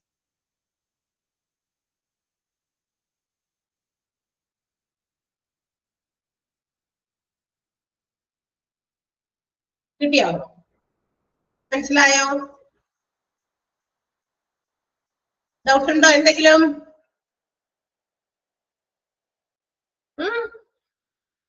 ഡൗട്ട് ഉണ്ടോ ആർക്കെങ്കിലും? ഇല്ലല്ലോ, മനസ്സിലായോ? കേട്ടല്ലേ നിങ്ങള്? ഓക്കെ. ഓക്കെ, ഡൗട്ട് ഇല്ല. യെസ്, അടുത്തത് ഇവാലുവേഷൻ ഓഫ് സെലക്ഷൻ പ്രോസസ് ആണ്. നമ്മൾ എംപ്ലോയീസിനെ സെലക്ട് ചെയ്തു, അവർക്ക് ഓഫർ ലെറ്റർ ഒക്കെ കൊടുത്തു, ഈ പറഞ്ഞ ടേംസ് ആൻഡ് കണ്ടീഷൻസ് ഒക്കെ അവരെ അറിയിച്ചു ഓഫർ ലെറ്ററിൽ. അതിനുശേഷം അവരെ നമ്മൾ സെലക്ട് ചെയ്യുന്നതിന് മുമ്പ് തന്നെ അവർക്ക് എന്താ പറയാ ഓഫർ ലെറ്റർ കൊടുക്കുമ്പോൾ ടേംസ് ആൻഡ് കണ്ടീഷൻസ് ഒക്കെ കൃത്യമായിട്ട് പറഞ്ഞു. ആ ടേംസ് ആൻഡ് കണ്ടീഷൻസിൽ എംപ്ലോയ്മെന്റിന്റെ കോൺട്രാക്റ്റുമായി നമ്മൾ ഉൾപ്പെടുത്തും. എംപ്ലോയ്മെന്റ് കോൺട്രാക്ട് ഒക്കെ കിട്ടിക്കഴിഞ്ഞ് കഴിഞ്ഞാൽ ഇതെല്ലാം ഓക്കെ ആണ് എന്നുണ്ടെങ്കിൽ തീർച്ചയായിട്ടും നമ്മൾ സെലക്ട് ചെയ്യപ്പെടും. ഇനി ഈ സെലക്ട് ചെയ്തതിന്റെ ശേഷമുള്ള ഇവാലുവേഷൻ അസസ്മെന്റ് പ്രോസസ്സാണ്. അപ്പൊ എന്താണ് സെലക്ഷൻ പ്രൊസീജിയർ? നമുക്ക് അസസ് ചെയ്യണ്ടേ, നമ്മൾ സെലക്ട് ചെയ്തേക്കുന്ന രീതി ശരിയാണോ, സെലക്ട് ചെയ്യപ്പെട്ട ആളുകൾ ശരിയാണോ, ഇതൊക്കെ അറിയണ്ടേ. അപ്പൊ the main aim of selection process is to select the most among the numerous applicants, ഏറ്റവും നല്ലവരെ നമുക്ക് സെലക്ട് ചെയ്യാൻ വേണ്ടിയിട്ടാണ്. അതായത് നമ്മൾ കാൻഡിഡേറ്റ്സിനെ നമ്മൾ പുതിയ ജോലിക്ക് വേണ്ടിയിട്ട് എടുക്കുമ്പോൾ നമ്മൾ ആ കൊടുക്കുന്ന ജോലിക്ക് അവർ ആപ്റ്റ് ആണോ, അല്ലെങ്കിൽ നമ്മൾ സെലക്ട് ചെയ്തത് മോശമായിട്ടില്ല, കറക്റ്റ് ആയിട്ടുള്ള കാൻഡിഡേറ്റ്സിനെ തന്നെയാണ് നമ്മൾ സെലക്ട് ചെയ്തതെന്ന് ഉറപ്പുവരുത്തുക എന്നുള്ളതാണ് സെലക്ഷൻ പ്രോസസ്സിന്റെ ഇവാലുവേഷൻ എന്ന് ഉദ്ദേശിക്കുന്നത്. അപ്പൊ സെലക്ട് ചെയ്തിരിക്കുന്ന ഒന്നുകൂടി നമ്മൾ ഇവാലുവേറ്റ് ചെയ്ത് നോക്കണം. ഇവരെയൊക്കെയാണ് നമ്മൾ സെലക്ട് ചെയ്തത്. ആ ഇവാലുവേഷൻ പ്രോസസ്സ് ഒന്നുകൂടി നടത്തുക. ആ പ്രോസസ്സ് കംപ്ലീറ്റ് ചെയ്ത് കഴിഞ്ഞാൽ നമുക്ക് എന്ത് ചെയ്യാം? We can give the selected employees there job and also we can achieve the goal of the organisation successfully. നമ്മൾ സെലക്ട് ചെയ്തു, ഇവാലുവേറ്റ് ചെയ്തു, ഓക്കെ കറക്റ്റ് ആണ്, നമ്മുടെ സെലക്ഷൻസ് ഒന്നും മോശമായിട്ടില്ല, അങ്ങനെയാണെങ്കിൽ നമുക്ക് അവർക്ക് ചെയ്യാൻ കൊടുക്കേണ്ട ജോലി എന്താണോ അത് കൊടുക്കാം. ആ ജോലിയിലൂടെ നമുക്ക് നമ്മുടെ ഓർഗനൈസേഷന്റെ എല്ലാ ഗോൾസും അച്ചീവ് ചെയ്യാനൊക്കെ പറ്റും. ഓക്കെ, അപ്പോ ആൻഡ് ഓൾസോ ഈ ഒരു പ്രോസസ് സെലക്ഷൻ പ്രോസസ്സ് നമ്മൾ എന്ത് ചെയ്യണം? should be assessed from time to time. ഇടയ്ക്കിടയ്ക്ക് ചെയ്തുകൊണ്ടിരിക്കുക. നമ്മുടെ സെലക്ഷൻ മോശമായിട്ടില്ല എന്ന് ഉറപ്പുവരുത്തണമെങ്കിൽ എംപ്ലോയീസ് കാര്യം ശരിയാണ്, നല്ല ക്വാളിഫൈഡ് ആണ്, ഒരുപാട് അവരുടെ ക്വാളിഫിക്കേഷൻ സർട്ടിഫിക്കറ്റ്സ് ഒക്കെ നമ്മൾ നോക്കി വെരിഫൈ ചെയ്ത് നോക്കി. ക്വാളിഫിക്കേഷൻ സർട്ടിഫിക്കറ്റ്സ് മാത്രം നോക്കിയാൽ പറഞ്ഞല്ലോ, ഇടയ്ക്കിടയ്ക്ക് ഇവരെ ഇൻഡിവിജ്വലി സൂപ്പർവൈസ് ചെയ്ത് ഇവാലുവേറ്റ് ചെയ്യണം അല്ലെ, whether they R performing well, ഇവർ കൃത്യമായി ചെയ്യുന്നുണ്ടോ, നമ്മുടെ സെലക്ഷൻ മോശമായിട്ടില്ലാന്ന് അവരുടെ പെർഫോമൻസിൽ കൂടി നമ്മൾ അസസ് ചെയ്യണം അല്ലെ. അപ്പൊ സെലക്ഷൻ പ്രോസസ്സ് നമുക്ക് കംപ്ലീറ്റ് ആക്കാം. ഓക്കെ, നമ്മുടെ കറക്റ്റ് ഡിസിഷൻ ആണ് ഈ ഒരു പർട്ടിക്കുലർ കാൻഡിഡേറ്റിനെ തെരഞ്ഞെടുത്തത്. അങ്ങനെ ഓരോരുത്തരെയും കുറിച്ച് നമുക്ക് വിലയിരുത്താം. അല്ലെങ്കിൽ നോക്കുമ്പോൾ ഇത് ഭയങ്കര മോശമാണ്, നമ്മൾ ആവശ്യത്തിന് കുറെ മോട്ടിവേഷൻ കൊടുത്തു, ഒരുപാട് ട്രെയിനിങ് കൊടുത്തു, but it is of no use. പക്ഷെ ഇതൊരു ഉപകാരമില്ല, നമുക്ക് നമ്മുടെ സെലക്ഷൻ രീതി മോശമായി പോയി എന്ന് പിന്നീട് ഖേദിക്കേണ്ട അവസ്ഥ വരെയുണ്ട്. അതുകൊണ്ടാണ് സെലക്ഷൻ പ്രൊസീജിയർ കൃത്യമാകണം. And also it have to be processed from time to time. ഇടയ്ക്കിടയ്ക്ക് നടത്തേണ്ട ഒരു പ്രൊസീജിയർ ആണ് selection process. According to Dale S Beach, ഈ പേര് മുമ്പും നമ്മൾ മെൻഷൻ ചെയ്ത് കേട്ടിട്ടുണ്ട്. ഹ്യൂമൻ റിസോഴ്സ് മാനേജ്മെന്റുമായിട്ടൊക്കെ ഒരുപാട് കാര്യങ്ങൾ പഠനങ്ങൾ നടത്തുന്ന ആൾ തന്നെയാണ്. He recommends, that means Dale Beach recommends that selection procedure should be audited regularly to measure its effectiveness. Auditing process പോലെ നടത്തണം എന്ത് സെലക്ഷൻ പ്രൊസീജിയർ. സെലക്ഷൻ പ്രൊസീജിയർ നമ്മൾ നടത്തിയത് ഇടയ്ക്കിടയ്ക്ക് ഇവാലുവേറ്റ് ചെയ്ത് അതൊരു ഓഡിറ്റിംഗ് രീതിയാണ്. ഓഡിറ്റ് ചെയ്യാന്ന് പറഞ്ഞാൽ എന്താ? പരിശോധനയാണ് അല്ലെ. കണക്ക് പുസ്തകങ്ങൾ പരിശോധിക്കുന്നതാണ് നമ്മൾ കേട്ടേക്കുന്നത്. അതിനെയാണ് നമ്മൾ ഓഡിറ്റിംഗ് വിളിക്കുക. മാത്രമല്ല ഓഡിറ്റിംഗ് അതായത് ഓരോ പ്രാവശ്യം നമ്മൾ നടത്തിയ സെലക്ഷൻസ് ഒക്കെ കൃത്യമായിരുന്നോ എന്ന് നമ്മൾ വിശദമായി പരിശോധിക്കുക. അപ്പൊ സെലക്ഷൻ പ്രൊസീജിയർ ആണ് ഇടയ്ക്കിടയ്ക്ക് ഓഡിറ്റ് ചെയ്താലേ നമുക്ക് എന്ത് ചെയ്യാൻ പറ്റുള്ളൂ, അതിന്റെ ഇഫക്റ്റീവ്നെസ് മെഷർ ചെയ്യാൻ പറ്റുള്ളൂ എന്നാണ് ആര് പറയുന്നത്? ബീച്ച് പറയുന്നത്. ഓക്കെ, ഇനി നമുക്ക് കുറച്ച് എന്താ പറയാ guidelines for selection programme.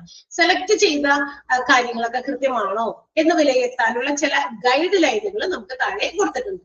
അത് നമ്മളുടെ സെലക്ഷൻസ് ശരിയാണോ എന്ന് പരിശോധിക്കാനുള്ള ചില ഗൈഡ് ലൈനുകളാണ് നമുക്ക് ഓരോ പോയിന്റുകളായിട്ട് കൊടുക്കുന്നത്. അതിന് മുമ്പ് അണ്ടർലൈൻ ചെയ്യാമോ? The main aim of first sentence underline ചെയ്യണം. ദെൻ ഡെയിൽ ബീച്ച് പറഞ്ഞ ആ കാര്യവും അണ്ടർലൈൻ ചെയ്യണം. അത്ര മതി. ആ രണ്ട് സെന്റൻസ്, ഫസ്റ്റ് സെന്റൻസും ഡെയിൽ ബീച്ച് പറഞ്ഞ സെന്റൻസും.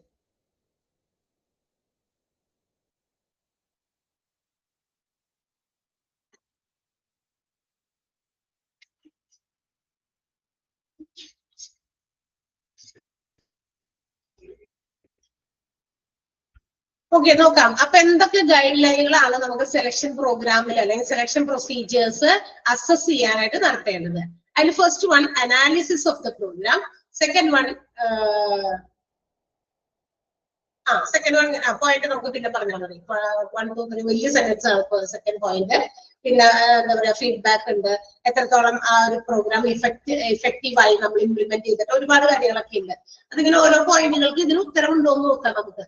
ഈ ഉത്തരവാണ് എന്ത് സെലക്ഷൻ പ്രൊസീജിയറിന്റെ അസസ്മെന്റ് എന്ന് പറയുന്നത്. ഏതാ, ഒരുപാട് ക്വസ്റ്റ്യൻസ് പോലെയാണ് കൊടുത്തിരിക്കുന്നത്. അനാലിസിസ് ഓഫ് ദി പ്രോഗ്രാം, നമ്മൾ നടത്തിയ സെലക്ഷൻ പ്രോസസ്, അതിന്റെ അസസ്മെന്റ് നടത്താൻ എത്രത്തോളം അത് നല്ലതായിരുന്നു അല്ലെങ്കിൽ നല്ലതാണ് നമ്മുടെ സെലക്ഷൻ എന്ന് നോക്കാൻ വേണ്ടിയിട്ടുള്ള അനലൈസിസ് ആണ് നമ്മൾ എന്ത് ചെയ്യണം, നടത്തണം. ആ അനാലിസിസ് നടത്തുന്നത് ഈ താഴെ പറയുന്ന ചോദ്യങ്ങളിലൂടെയാണ്. എന്താണ് questions? First one, human resource management theory and practice are in line with the selection programme or not.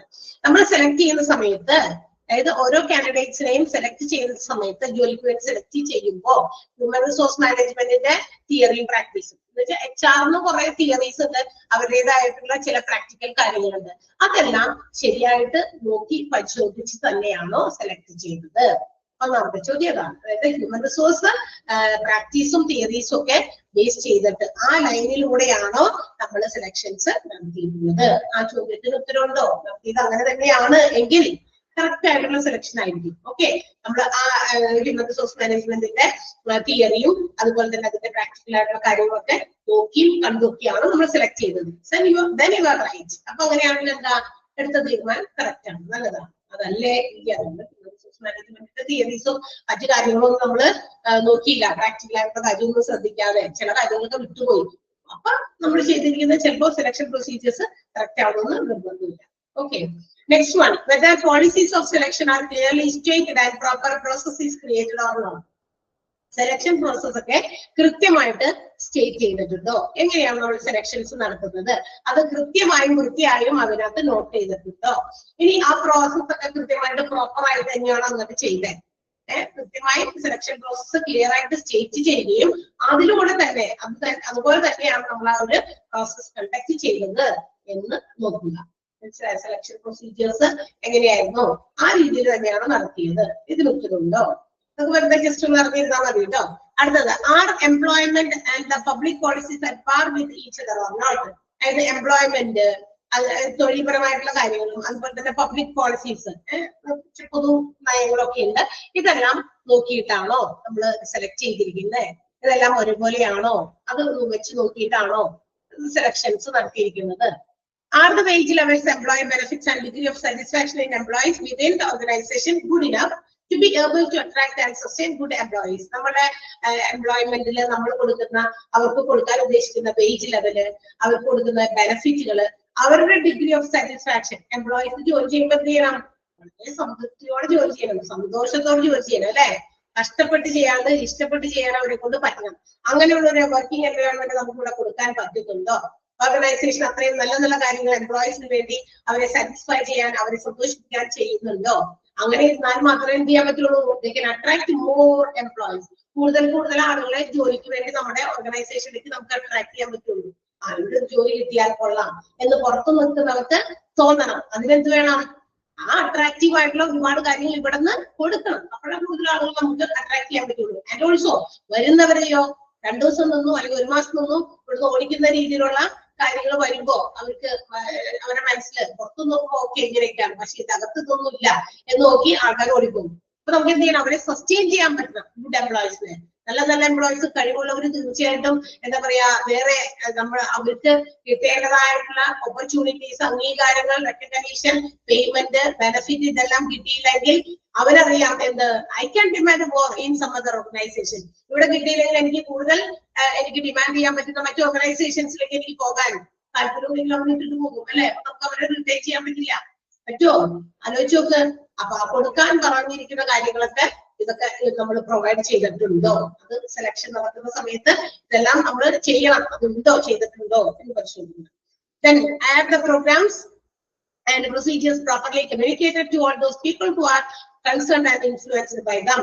ഇനി നമ്മൾ പറയുന്ന ഓഫർ ചെയ്തിരിക്കുന്ന കാര്യങ്ങളൊക്കെ അത് കൃത്യമായിട്ട്, അതുപോലെ തന്നെ ഇവിടെ നമ്മൾ എന്തൊക്കെയാണ് പ്രോഗ്രാമുകളാണ്, എന്തൊക്കെ പ്രൊസീജിയേഴ്സ് ആണ് കൃത്യമായിട്ട് കാൻഡിഡേറ്റ്സിന് ഇൻഫോം ചെയ്തിരിക്കണം. പ്രോപ്പർ ആയിട്ടത് കമ്മ്യൂണിക്കേറ്റ് ചെയ്തിട്ടുണ്ടോ എന്നാണ്. അതൊക്കെ പരിശോധിക്കണം. എന്നാലാണ് സെലക്ഷൻ പ്രൊസീജിയർ കൃത്യമാകുള്ളൂ. ഹൗ ഇഫക്റ്റീവ്, അടുത്തത് എന്താ? ഹൗ ഇഫക്റ്റീവ്, രണ്ടാമത്തെ പോയിന്റ് ആയിരുന്നു അത്. ഇനി മൂന്നാമത്തെ how effective is an implementation of the programme. നമ്മൾ ആ പ്രോഗ്രാം അങ്ങനെ കണ്ടക്ട് ചെയ്തിട്ട് എത്രത്തോളം ഇഫക്റ്റീവ് ആയിരുന്നു, അതാണ്. മനസ്സിലായി? ആ ഇഫക്റ്റീവ് എത്രത്തോളം ആയിരുന്നു എന്ന് കണ്ടുപിടിക്കാനായിട്ട് 2-3 കാര്യങ്ങൾ വേറെ സെപ്പറേറ്റ് ചോദ്യമുണ്ട്. Are the people executing the employment programme properly trained to do so. നമ്മള് എന്താ പറയാ, നമ്മൾ കൊടുക്കുന്ന എംപ്ലോയ്മെന്റ് അവർക്ക് ട്രെയിനിങ് ഒക്കെ കൃത്യമായിട്ട് കൊടുക്കണമല്ലോ. ആ ട്രെയിനിങ് കൊടുക്കുന്ന പ്രോഗ്രാമുകളൊക്കെ കൃത്യമായിട്ട് എക്സിക്യൂട്ട് ചെയ്യപ്പെടുന്നുണ്ടോ? ട്രെയിനിങ്ങും മറ്റു കാര്യങ്ങളും കൊടുക്കുക എംപ്ലോയ്മെന്റ് പ്രോഗ്രാമിന്റെ ഭാഗമാണ് ട്രെയിനിങ്. അതൊക്കെ കൃത്യമായിട്ട് പറഞ്ഞിരിക്കുന്ന പോലെ തന്നെ അവർ ചെയ്യുന്നുണ്ടോ എന്ന് ഉറപ്പുവരുത്തണം. Is the actual performance of the program at par with the set targets? നമ്മൾ സെറ്റ് ചെയ്ത് വെച്ചിരിക്കുന്ന ടാർഗറ്റിലേക്ക് ആക്ച്വൽ പെർഫോമൻസ് എത്തുന്നുണ്ടോ? നമ്മൾ ടാർഗറ്റ് ഫിക്സ് ചെയ്തിട്ടുണ്ട്, ആ ടാർഗറ്റിലേക്ക് ആക്ച്വൽ പെർഫോമൻസ് എത്തുന്നുണ്ടോ എന്ന് നോക്കണം. Are the policy and procedure guidelines created and used? സെലക്ഷന് വേണ്ടിയിട്ടുള്ള പ്രൊസീജിയേഴ്സും പോളിസീസ് ഒക്കെ ഫ്രെയിം ചെയ്തിട്ടുണ്ടോ? അത് മാത്രമല്ല, ക്രിയേറ്റ് ചെയ്ത് മാത്രം വെച്ചാൽ കാര്യമില്ല, യൂസ് ചെയ്യുന്നുണ്ടോ? ഇതൊക്കെ നമ്മൾ എന്താണ് നോക്കേണ്ടതാണ്. ഇതെല്ലാം നോക്കിയിട്ടാണ് എത്രത്തോളം ഇഫക്റ്റീവ് ആണ് നമ്മൾ ഇംപ്ലിമെന്റ് ചെയ്ത പ്രോഗ്രാം എന്ന് മനസ്സിലാക്കുള്ളൂ. ഇതൊക്കെ ഇതിന്റെ ഗൈഡ് ലൈൻസ് ആണ്. ഇതിന്റെ സെലക്ഷൻ പ്രോഗ്രാം അസസ് ചെയ്യാനുള്ള ചില ഗൈഡ് ലൈനുകളാണ് ഈ ചോദ്യ രൂപത്തിൽ ഇങ്ങനെ കുറെ കൊടുത്തിരിക്കുന്നത്.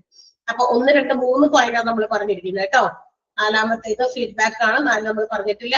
4ഉം 5ഉം നമുക്ക് അടുത്ത ദിവസം എടുക്കാം. അത് കൂടാതെ ഒരു ചെറിയ ഭാഗം കൂടി എനിക്കുണ്ട്. That means barriers to selection. സെലക്ഷന് തടസ്സമാകുന്ന ചില കാര്യങ്ങളും ഉണ്ട്. നിങ്ങൾ സെലക്ട് ചെയ്യാനുള്ള ഒരുപാട് കാര്യങ്ങളും പോളിസി പ്രൊസീജിയർ ഒക്കെ കൊണ്ടുവരുന്നുണ്ടെങ്കിലും അതിന് തടസ്സം നൽകുന്ന ചില കാര്യങ്ങളും ഇതിനകത്ത് വരാറുണ്ട്. അതുകൊണ്ട് ശരിയായ രീതിയിലുള്ള സെലക്ഷൻസ് മിക്ക ഓർഗനൈസേഷൻസിലും കണ്ടക്ട് ചെയ്യാൻ പറ്റുന്നില്ല. There may be some barriers അല്ലേ? അപ്പൊ അതുകൊണ്ട് അത് രണ്ടും, ആ പോയിന്റ് രണ്ടും, ആ ബാരിയേഴ്സ് നമുക്ക് അടുത്ത ക്ലാസ്സിൽ എടുക്കാം. അല്ലെങ്കിൽ അടുത്ത ക്ലാസ്സിൽ ഞാൻ എന്താ പറയാ, എന്തായാലും മറ്റു ടീച്ചേഴ്സിന്റെ കൂടി തീരാട്ട് നമുക്ക് തീർക്കാൻ പറ്റില്ല. ഓക്കെ, സോ അല്ലെങ്കിൽ നെക്സ്റ്റ് ക്ലാസ്സിൽ ഞാൻ ഇങ്ങനെ വെറുതെ ഇരിക്കേണ്ടി വരും. എന്റെ ക്ലാസ് ഫ്രൈഡേ ഉണ്ടല്ലോ, നമുക്ക് ഒരു വീക്കിൽ 2 ക്ലാസ് ഉണ്ട്. അപ്പൊ ഫ്രൈഡേ അത് നമ്മൾ കംപ്ലീറ്റ് ചെയ്യും. അപ്പോഴേക്കും ആ പോർഷൻ എനിക്ക് തന്ന പോർഷൻ ചെയ്തു കേട്ടോ. ബാക്കിയുള്ളവർ അവരുടെ പോർഷൻ. ഓക്കെ, ഇനി ഞാൻ വേറെ എടുത്തുകൊണ്ടില്ല, ഇത് വെച്ച് അവസാനിപ്പിക്കുകയാണ്. ഓക്കെ, ഏകദേശം ഒരു HR1-ന്റെ കൂടുതൽ ചാപ്റ്റേഴ്സും ഞാൻ തന്നെയാണ് എടുത്തേക്കണേ അല്ലേ? ആണോ? അതെ. ഏതൊക്കെ ചാപ്റ്റർ ഞാൻ എടുത്ത് ഓർമ്മയുണ്ടോ? നേരത്തെ പറഞ്ഞു ഇടയില് എന്ന് പറയോ? ഓർക്കാനാ? എനിക്ക് ഇനി മാറിപ്പോരുതല്ലോ. ഏതൊക്കെയാണ്? ട്രെയിനിങ് ആൻഡ് ഡെവലപ്മെന്റ് ഞാനാണോ എടുത്തേ? ക്ലാസ്സിൽ എടുക്കുന്നത് കൊണ്ട് ട്രെയിനിങ് ആൻഡ് ഡെവലപ്മെന്റ് ഞാനാണോ എടുത്തേ?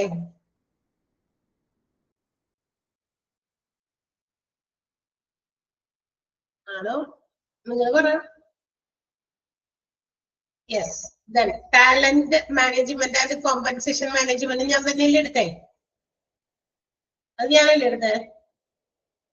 ഗ്രീവൻസ് മാനേജ്മെന്റ് ഞാനല്ലേ എടുത്തേ? ഓക്കെ, 6 ചാപ്റ്റർ ആകെ ഉള്ളൂ. 6 മൊഡ്യൂൾസ് ആണുള്ളത്. അതിൽ 3 മൊഡ്യൂൾ ഞാൻ തന്നെ എടുത്തു. പിന്നെ ഒരു മൊഡ്യൂളിന്റെ ഒരു ഇടയ്ക്കുന്ന ഒരു കഷ്ണവും ഞാൻ എടുത്തിട്ടുണ്ട്. എനിക്കൊന്ന് കൺഫേം ചെയ്യാനാണ് ചോദിച്ചത്. Okay, very good. അപ്പൊ അത്രയും ഭാഗം ഞാൻ തന്നെയാണ് എടുത്തത്. അപ്പൊ നിങ്ങൾ നന്നായിട്ടൊക്കെ വായിച്ചു നോക്കണം. ഈ ഒരു കുഞ്ഞ് ഭാഗം കൂടി കഴിഞ്ഞ് കഴിഞ്ഞാൽ നമ്മുടെ ക്വസ്റ്റ്യൻസ് കഴിഞ്ഞു. ഇനി ഞാൻ വേറെ ആരുടെയും ഈ കഷ്ണം പിടിച്ചിട്ട് വരുന്നില്ല. ഓക്കെ, സോ നമുക്ക് അടുത്ത ക്ലാസ്സിൽ കാണാം. Thank you, by.